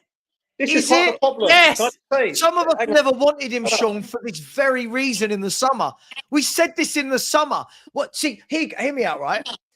Everyone now going, Sava, revisionism. I said in the summer, you are paying for what we've seen for the last 9 seasons from Dominic Solanke. He had one good purple patch and everyone went, he's brilliant. One good purple patch and Spurs went 60 million. That'll do. Like, it's utter. Do you know Solanke's goal ratio in Premier League? Henry, before you drop that in, I can see Pete's like rubbing his face in astonishment. He wanted to come in. Just the thing. Do you not get it? Where we're lowering the standard constantly. Now it's about we used to manage the strikers on goals. Now it's GA. Next it be GA fucking P or something like that. Where we are with goal assists and how much they run. And do you know what I mean? Which is why we bought Solanke, by the way. Some penetration, Pete. Yeah, and all that. Yeah, correct entries, all that bollocks. Yeah, the first thing I thought when I heard about when people saying we bought Solanke, that's great. Yeah. He presses well. Yeah, he's a presser. Not he fucking scores. He presses well. And it's like the whole thing about it's important though. Not as important as putting that fucking ball in the net. I want to put the ball in fucking net. You guys are so average. Just quickly. It's about putting the ball in the net. Not GA, about fucking G. It's the other players around him to do the fucking A bit. I want him to put that ball in that fucking net. Last week, Sean, I did a show where I had a panel of about 7 or 8 people. We were all talking about the Solanke-Richie debate. Now, first and foremost, I want to apologise to everyone. I'm also embarrassed that as a Spurs fan, these are the strikers we are signing these days. When you look at the strikers we've had, I apologise on behalf of Daniel Levy and the scouting team that this is what we're doing, right? But all these people are going, yeah, but Solanke's much better than Richie. So we went in and broke down everything, every stat under the sun for Solanke versus Richie over their Premier League careers averaged, right? And what the takeaways were? The takeaways were that Richie has got a superior goal rate conversion to Dominic Solanke, that Solanke had better, that Richie had better hold up, right? That Richie didn't give the ball away as much, and that Richie is better in the air. Sean, can you just bring this up on the screen quick? I just want to show you 1 second. Something. Every metric, Richalison, Sean, was better than Solanke. But you know what?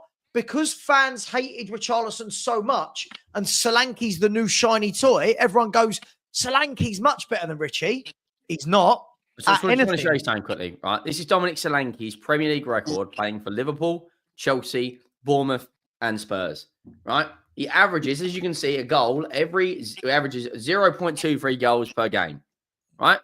Goal every 4. Right, so let's just bring up Jean-Philippe Mateta, who has only ever played for Crystal fucking Palace. Henry's gone back to Palace. Here we go. Go on. Let's just bring this up on this second screen. So this is Jean-Philippe Mateta with approximately 47 less games, right? 47 less games, if you can just share that, has got 3 more goals in 47 less games and a higher goal ratio. Solanke is not a good Premier League striker. He runs around and works hard.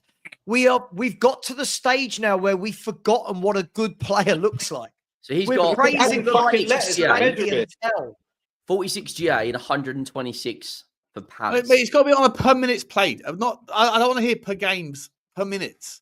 Okay, let's do the per minutes. Figure out the goals per 90.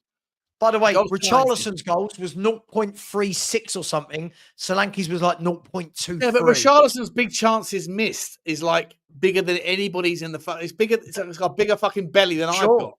It's mad. He's not good though, Sean. Come on, Solanke's not good. You're looking at a future FA Cup winner in here, Sean. Oh, shut up. Mark my word, Palace are winning the FA Cup. Shameless. They are winning the FA Cup. Mark my words. Have you figured out, Henry, that there's an untapped market in the Crystal Palace fan base that you want to go after? Is that what we're doing here? No, there's definitely one in the Forest fan base, though. That's another one. Look at fucking Chris Wood, by the way. Yeah, but would you want if Tottenham signed Chris Wood tomorrow? Would you be happy? No, better than Solanke. Hold on. So Pete, you said no. No. Would you be happy if we signed Mateta? No.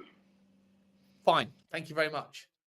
The bar has got to be pulled back up a little bit where we're going all the way back. I hear you, but look what we've got. But there you go. Let me ask Pete the other way, Sean. Let me ask Pete the other way. Pete, if there were only 2 strikers that you could pick from, one is Solanke, one is Chris Wood for the season, who are you having? Oh, fuck, mate. Well, I mean, Chris Wood's super. Oh, no. Saba's like, please say Chris Wood. Please say Chris Wood. All depends on the play style. If you're going to play a style that don't cross the ball, there's no point in numbers. So, Jean-Philippe Mateta averages the goal every 175 minutes. Right, for Crystal Palace. You got to show me what you're looking at, man. I don't trust you, mate. You're a liar. I'll show you. This is the Arsenal website. How do I fucking... Why can't I get on? Yeah. It's called Henry Talks Bollocks.com. How bad we're talking about... We used to talk about who should start today out of Pavlyuchenko, Defoe, Keane and Berbatov. We're now talking about which... I hear you on that. Share that, Sean. So this is the BBC's website. Jean-Philippe Mateta is in 8th. 14 Premier League goals, 2 assists in 33 games. Right? Averages a goal, mins per goal, right? Every 175 minutes. That's in the Premier League, though, right? Premier League, yeah. So let's scroll all the way fucking down. Brennan Johnson's 181 minutes, averages a goal. Where's this fucking fraud? Maddison? He's not even on the list. He's not even on the list. They're not good players because they're not really. Solanke is not really a good footballer. Yeah, but we're a cup team this year. We're a cup team. Tottenham are a cup team. Palace are in the semi-finals. We were in the semi-finals. We're in the semi-finals too. Bonnie blued in the second leg. How many seasons can you name that Tottenham were in 2 semi-finals in the same season? What's that got to do with anything? It's got to do a lot because maybe Ange ain't that bad. Would you take Liam Delap? Fuck off, Sean. I'll read out some of these players. Liam Delap or Solanke? I'll take Liam Delap. Yeah, Liam Delap. Yeah. Okay. Strand Larson. Or Solanke? Strand Larson. He's a better footballer. Right. João Pedro. Solanke's crap. Solanke's not crap. 27 games. He's going to go 16 down GA for me as one of the most expensive flops. I can't believe we bought him off the back of 1 year. Matthias Cunha has a £65 million release clause with 18 GA in 28 games. Playing for Wolves, who have been in a relegation battle. I'll tell you what, I'll give Solanke next year under a new manager. Yeah? I can't believe you guys are slating out a number one striker and number 9.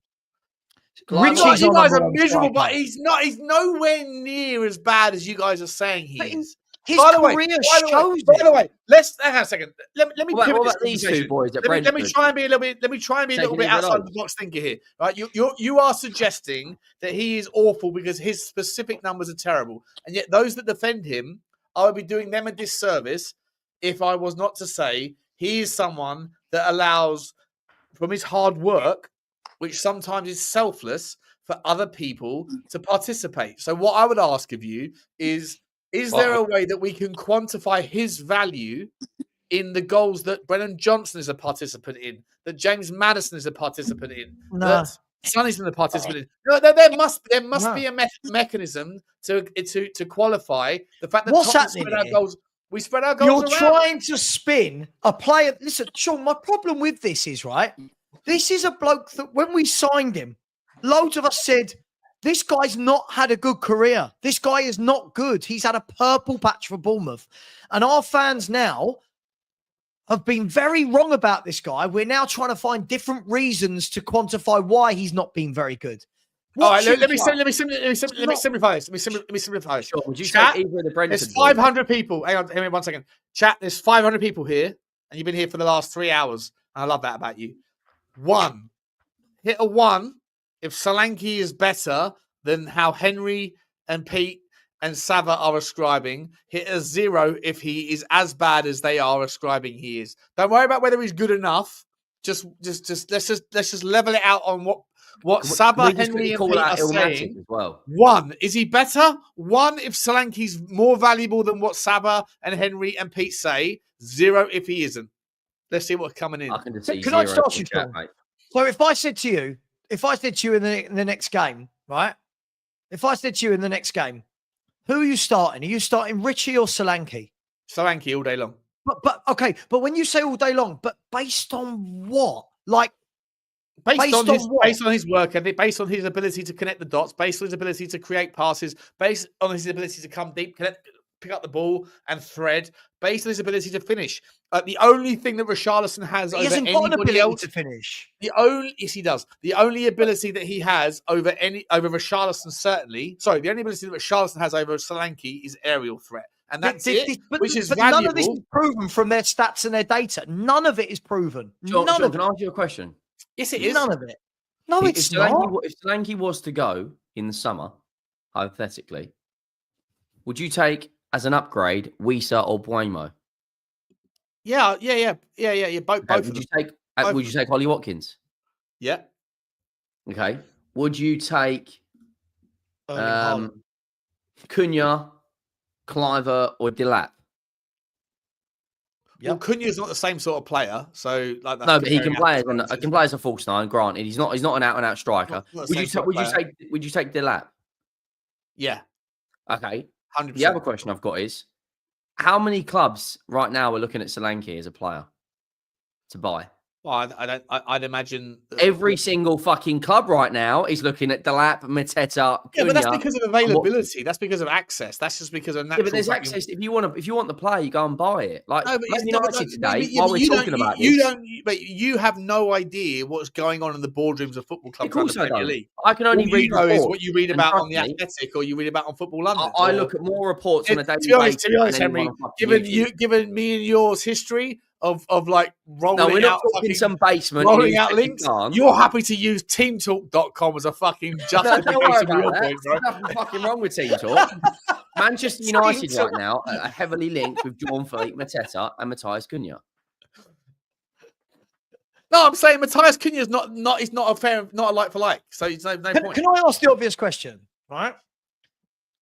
If as a player, we've got the sample size of however many years. Wait, I've got 1,000 zeros and ones. Just carry on talking, mate. I'm gonna bring up the zeros and ones here as we go for it. So carry on. So we got go on.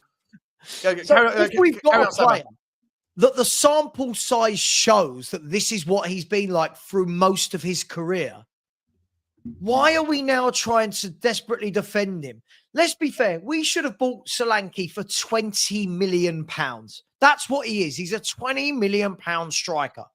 We've paid 60, but for some reason, we can't just turn around and say, yeah, he's not that good, right?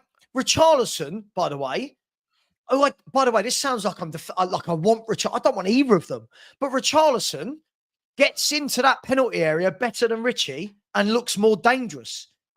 All of our best chances, Richie on the end of them. Where's Solanke? That's because we crossed the ball in 95 times. He should have scored a hat trick, mate. He missed the ball from 2 foot out, only tackled by his own mate, in Pape Sarr. The ball went up 20 feet. Sean, I'm not saying he's good. I'm just saying he's better than Solanke. The problem is... He's not better than Solanke. Oh, fuck off, Saba. What are we doing here? Hang on. Sean, hang on. With all due respect, you're someone that wants to constantly go to these Y-Scout tools to get the data. So when you look at all the data and the goal metrics between Richie and Solanke in their careers, why is it now that it's not... we're not allowed to use that data? I'm saying there's context. There's always context, mate. There's always the context is when Richarlison's he's had one good year. When Richarlison's on the pitch, even Donut Ange Postecoglou has the temerity and the foresight to sit there and say, well, the only fucking way you're going to get any value out of Richarlison is sticking it in the box, in the air. So put it in the box, in the air. And that's what we did 750 times on Monday night. So why has he got a better goal output in his career? He's got a 0.27 Richarlison and Solanke's got 0.24. Is per minute? That's a Premier League. Henry, they're both crap. None of our rivals... I'd say rivals were 16th. None of the teams around us most years who want to fight for Villa would never buy Solanke, right? Like Chelsea would never, Chelsea would never, he came through there, didn't he? Chelsea would never buy Solanke, right? Newcastle, they're not touching a Solanke, right? That's the difference. These clubs, they've gone out and got Ollie Watkins. I don't know, mate. Alexander Isak. But they don't, do they? You can't lie, though. In the last couple of years, Newcastle United bought Isaac 3 years ago, and he turned out to be a quality acquisition. Fair enough. Yes. But you can make the argument 3 years ago and say Tottenham don't go out and sign Ollie Watkins. Tottenham don't go out and sign Alex Isak. And you go, because they've got Harry Kane. So there's a needs-based meritocracy to what you're arguing. Sure, but the difference is, Sean, here's the difference. I'm not sitting here. I'm not sitting here and saying that Dominic Solanke is as good as X, Y, and Z. I'm not. Because Henry asked me the question, would you rather have Liam Delap? And I said, yes, I would. Would you rather have Watkins? I said, yes, I would. Right? Sure. I'm just saying that if you put up the argument that Richarlison is a better footballer and is going to deliver you more than Dominic Solanke, I say you're out of your fucking mind. Sure. But you might say I'm out of my mind, but the data actually shows that I'm correct. So that's fine. We can do that. Say you're correct. It shows you a tail of a tape. I just listened to you. Hang on. Right? Yeah. But the difference is already, look in the last 2 Premier League games, right? Richie gets himself into those areas and has grabbed himself 2 goals. Last season, by the way, I'm defending a bloke who I didn't want to buy as well. Yeah, and I'm defending. By the way, I'm also defending. I didn't want Solanke either. I didn't want Solanke either.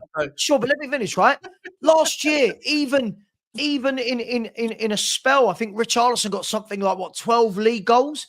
This year, Solanke for a attacking team, Solanke's managed 7. Right, my problem is this. Wait. What's his GA?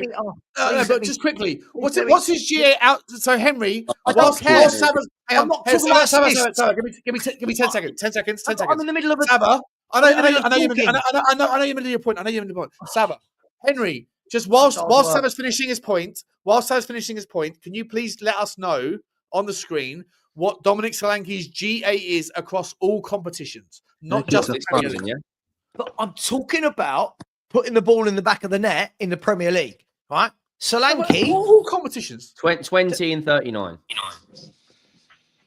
Sure. Look at the teams he's playing against. I would expect him to bloody score in those games.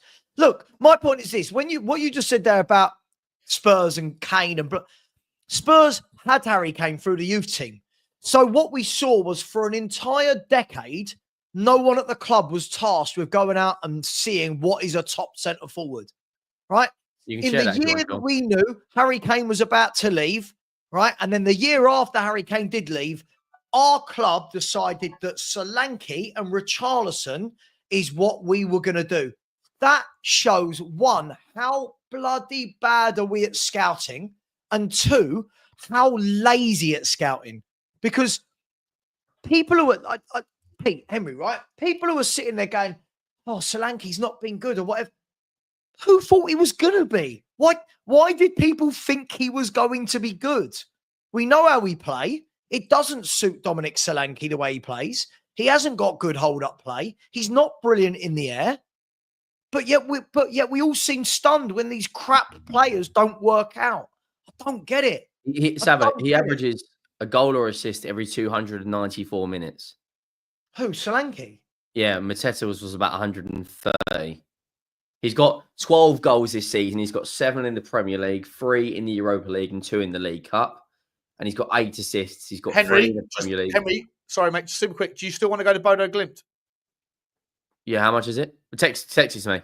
No, I need to know now. 1,300 quid. How much is it? Right. How much? 1,300 for return flights and the ticket for the game on the same day, Thursday. Oh. Yes or no, mate? Yes or no? No, not that much. No, I'm good. You're a fucking pussy, mate. You're a pussy. Sava, Pete? 1,300 quid to watch Ange Postecoglou's Tottenham? No, he's got to pay me. No. Must be kidding. Yeah. Hold on. Say that again, mate.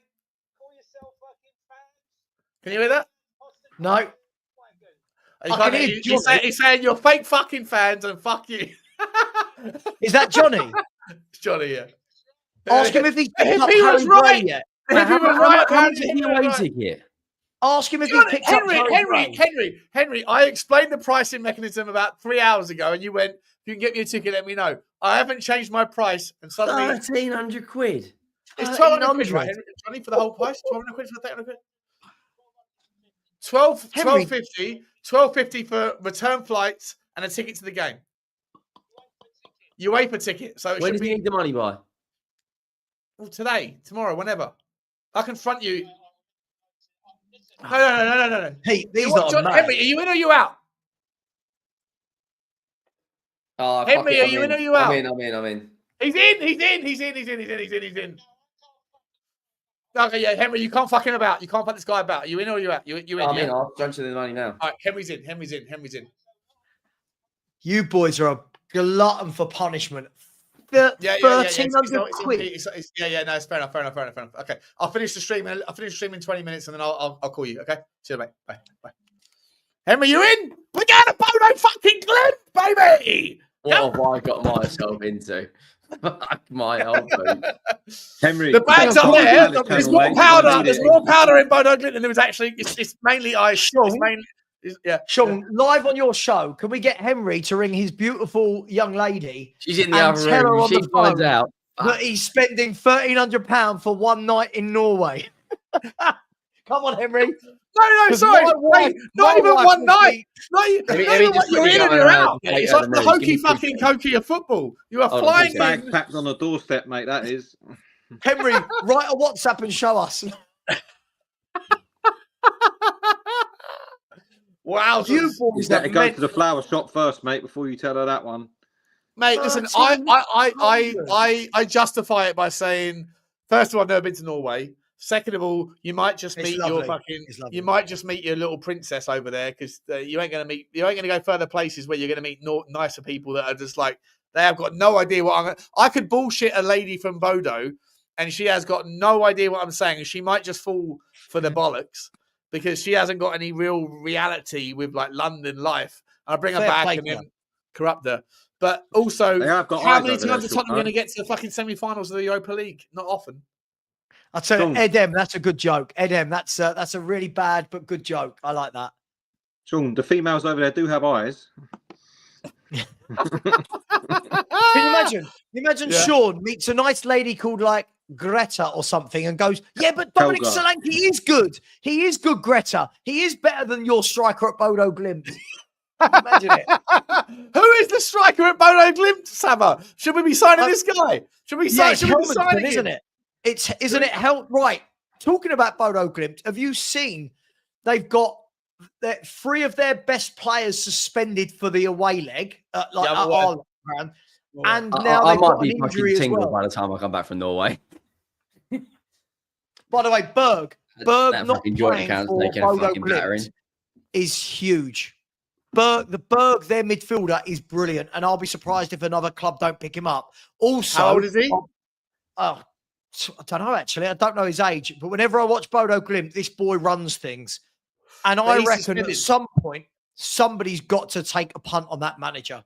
He's done a really good job. I've read a lot about this manager. Apparently he was on the Brighton list before even De Zerbi. Oh my God, I can't believe I've just... I think we'll batter them at home. I think we'll have way too much for them at home. Away is going to be interesting because of, depending on the first leg scoreline, the cold, the plastic pitch, and I want photos of Henry in his... I think, Henry, you don't have a North Face one. What's that jacket I used to see you wearing? I've got a Canada Goose one, don't worry. He's got South Face. He's got South Face or Moon Arse or something. He's got... Sure. When are we... Just quickly... We'll be selling that. Done. When is the game? 7 Thursdays. Are we flying out the night before? No. We're flying out at 7 o'clock from Luton Airport on the Thursday morning. We're flying straight into fucking day on the absolute into Bodo, and then we're going it's direct to Bodo. We ain't got to do the 13-hour. We ain't got to do the double leg, and then we're going out on the fucking town in Bodo. We're going to tear things up, and then we're going to get hold of a couple of brasses and then fucking see what's going on. Maybe make the game. The game will finish at about midnight, and then we got to get out. We got a 10-minute walk back to the airport to get our flight back to Luton. We're flying out on Thursday night. Yeah, so I'm going to do a fucking video. I'm going to do a video on the plane. I don't give a fuck. And your funeral's Friday. Your funeral's Friday, Henry. Yeah. Oh, Jesus. Henry's never taken a trip with me before. He's driven. Whenever we went to Forest last season, he drove. Who's it? We went to. What's that? Is it just me, you, and Johnny? Me, you, and Johnny. Yeah. No family. It's going to be wild. No misses. Have you told her yet, Henry? Yeah, she took that like a pint of sick. I just said to her, because I've been speaking to Tobes today about the final, and he's prepared to sell his ticket for stupid money. So I was like, I'm going to Norway. She's like, what's that for? I was like, for the Europa League. I was like, don't look in the joint account. Just ignore that, and I'll sort that out in June. No, listen. People going, you're paying 1,300 quid. Like, it's about an experience. This is the way I ascribe. Sean, the match ticket's about €30. What are we doing? Doesn't matter, mate. You ain't getting a ticket. That's a 10-night all-inclusive There are holiday. 27 million Tottenham fans allegedly around the world. If you listen to people that say, Sean, we're not even getting a hotel. Can we at least stay over? No. We're literally going for the game. No, you're not getting a hotel for that. I'm taking a big enough bag to bundle the brass back in and take it home with me. I'm going to save you from this life. I'm going to save you. Wow. Come back to my house. Wow. What have I got myself into? Henry, it's going to be the best day ever, mate. Mate, if we lose, the only worst day ever. Worst day ever. If we lose, worst day ever. But also because I've got a £4,000 tab. I've got a £4,000 tab for a Bilbao ticket and 3 days in Bilbao that I haven't fucking even seen Tottenham get an actual access to yet. I've already dropped £4,000 on the ticket, the flights, and the accommodation for 3 days in Bilbao to go and watch Bodo Glimt versus Atletico Bilbao. It's going to be sensational. Did you see the video the other day? Did you see the video the other day from the Bodo fan who said that one of the problems with Bodo Glimt is for the miles surrounding the ground because of the altitude, there's no Wi-Fi. This fan made a video. There's no Wi-Fi. So how are we going to do a video in and around the ground? No live stream. No live stream. I've got about. You know what? I've got so many cables in my car. I reckon I could attach them all. A 700-mile Ethernet cable is going back to my local Wi-Fi. Sava. What we'll do, we'll go to Luton Airport on the following days. When they come out the terminal, we can laugh at them and they're fucking. Do you know what we'll do? We'll travel down with Henry's other half at Luton, and when he arrives, she'll just look at him and go, "Worth it, was it? Worth it?" It's always worth it for me, mate. It's always worth it, because you know what? I don't need a night in a hotel to get a brass. All I've got to do is have enough hours. And if we arrive at 10 o'clock in the morning, I will see you later. I will see you later. I'm going to go off and I'm going to go and explore Bodo. Viva Street Bodo. Sean is ready to give them Bodo brasses. Sean is ready to give them Bodo brasses the best 10 seconds of their life. All right. Lovely. Listen, that's fine for me. But Henry, you can't pull out now, mate, because Johnny's I'm supposed to be getting my office. So that the wall behind me, I've put money aside to get like fucking pictures done and like cladding and all that. I've literally just spunked the fucking office money to go to Norway with you. Wait, have you ever been to Norway before? Have you ever been to a Tottenham Hotspur semi-final away leg? Have you ever done that? But I would like to stay in the country overnight. Fuck that. If you really believe that Daniel Levy and Ange Postecoglou and Solanke and Richalison and Udogie and everyone else is as bad as you've suggested they are, then the chances are that in your mind you don't think we're going to do it very often in the future. Therefore, this is a one-off trip. This is not about the cost of seeing Norway. Bodo glimpsed away. Bodo fucking glimpsed away. Yeah. I need a stab vest, though, because I definitely think that the highest echelons of the points people that got the most points on their season ticket, people that got the most points on their membership ticket, they hate me because they hate Daniel Levy, and I'm the person that says Daniel Levy ain't as bad as he is. So I probably need I need some money for some brasses. Probably some money for some like protective. They're playing today.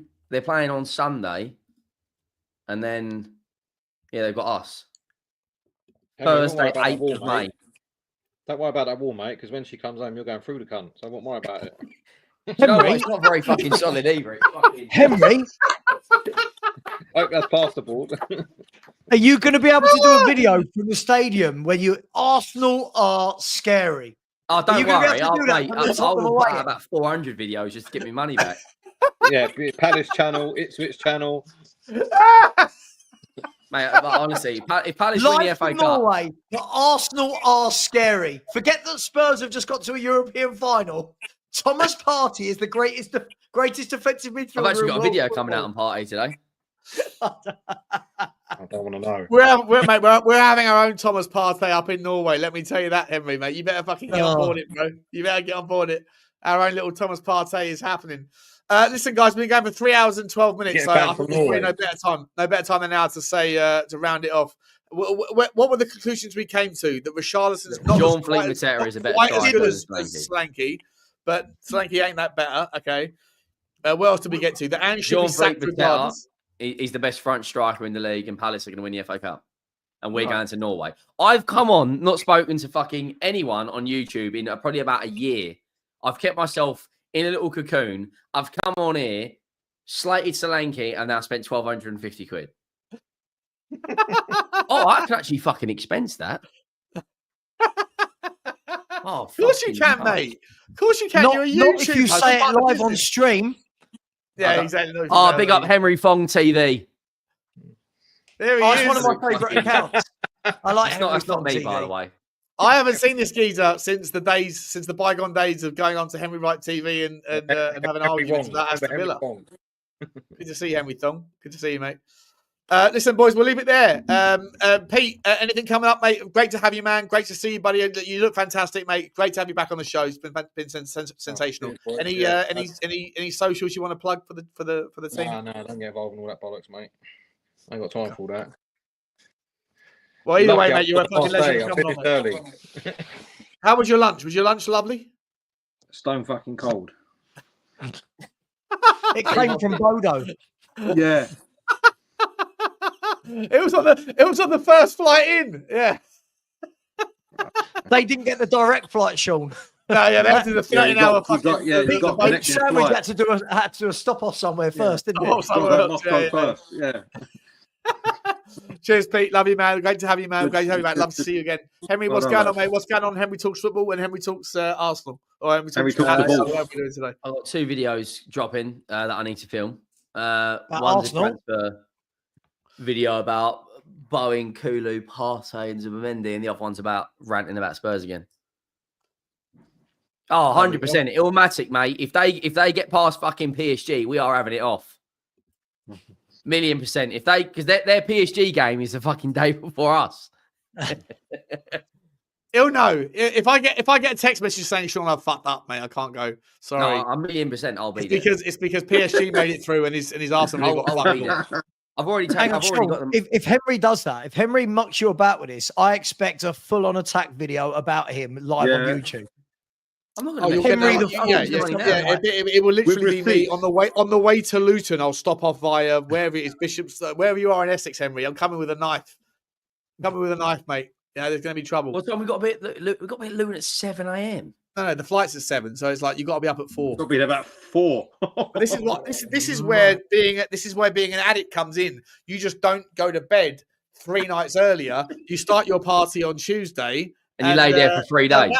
At that point, no one gives a shit. You know, Henry. Remember when we went from Luton, Carsey, to Poland? Oh, it's an absolute Carsey. Oh, have fun, enjoy. I'll tell you what, the vlog's going to be unbelievable. Yeah, your phone. You'll be vlogging your phone and getting nicked, and you'll be tearing down the fucking terminal. So I'm gonna carry it on. Yeah, mate. If my phone gets nicked, I'll fucking do my nut. Yeah, it's Henry Talks Football. If you want to see Henry's car crash TV on everything other than Tottenham Hotspur. It's non-biased, no agenda. That's what we call it. It's completely non-biased. It's NBNA. NBNA. That's what we call it. NBNA. Sava, what's happening on Football Heritage TV? Oh, you're only plugging your FHTV Plus, or is that the minus plus? No, I hadn't changed it over. That was it. I've got a fan call-in show at 6. And I'm off to the rehab centre this afternoon after the Hotspur hippie told the whole world, apparently, that I am a drug addict with personality disorder. As anybody who knows me would know, I've never even tried a drug. I've gone from never having one to addict overnight. This is truly amazing. Truly amazing stuff. So, you should definitely try some. And you might fancy coming to Norway, mate. If you're going to get accused anyway, Sava, the worst thing is being an addict that's not an addict. The other worst thing is being like someone who doesn't even admit to it. I'm someone who says, "Fucking, I like them. I really like drugs. So like, just like ship them in." Yeah. We never work. We never know. Just madness. Anyway, yeah. So call-in show at 6, and then I've got nothing for 4 days. Then I'm in Portugal for a 40th this weekend. So that's going to be fun. So, yeah, not quite £1,300. It's definitely not cost me £1,300 for the 3 nights. 12.50. We agreed. 12.50. Yeah, but Sean's admin fee, Henry. Yeah, you get that. You want to get. Yeah. All I want is you to pay. Listen, Henry, I'll pay for your flight if you pay for my brass habit. And listen, you don't know what my brass habit is like. I'll let you know it's not cheap. But I'll cover your flights if you cover my brass. I've never heard the word brass so many times on a football show. No, it's not brass. It's terras. It's terras. He puts that through his limited. I'm getting ahead of the inevitable outage. Like these people that have been hacking me for the last 5 years, this is leading somewhere. At some point, these people are going to go, this is the bozo that Sean Butler is. And all you're going to see is footage of me being the guy that I have been very open with. I am very happy to take drugs, very happy to party, very happy to be a brass ass. So it's that I'm just getting ahead of the inevitable embarrassment that's coming my way at some point in the future. Anyway, we'll leave it there. Thank you, Sava. Thank you, Henry. Thank you, Pete. Thank you, Shawnee. Thank you, everyone in the chat. Thank you for the super chat. See you all again. And as always, come on, you Spurs.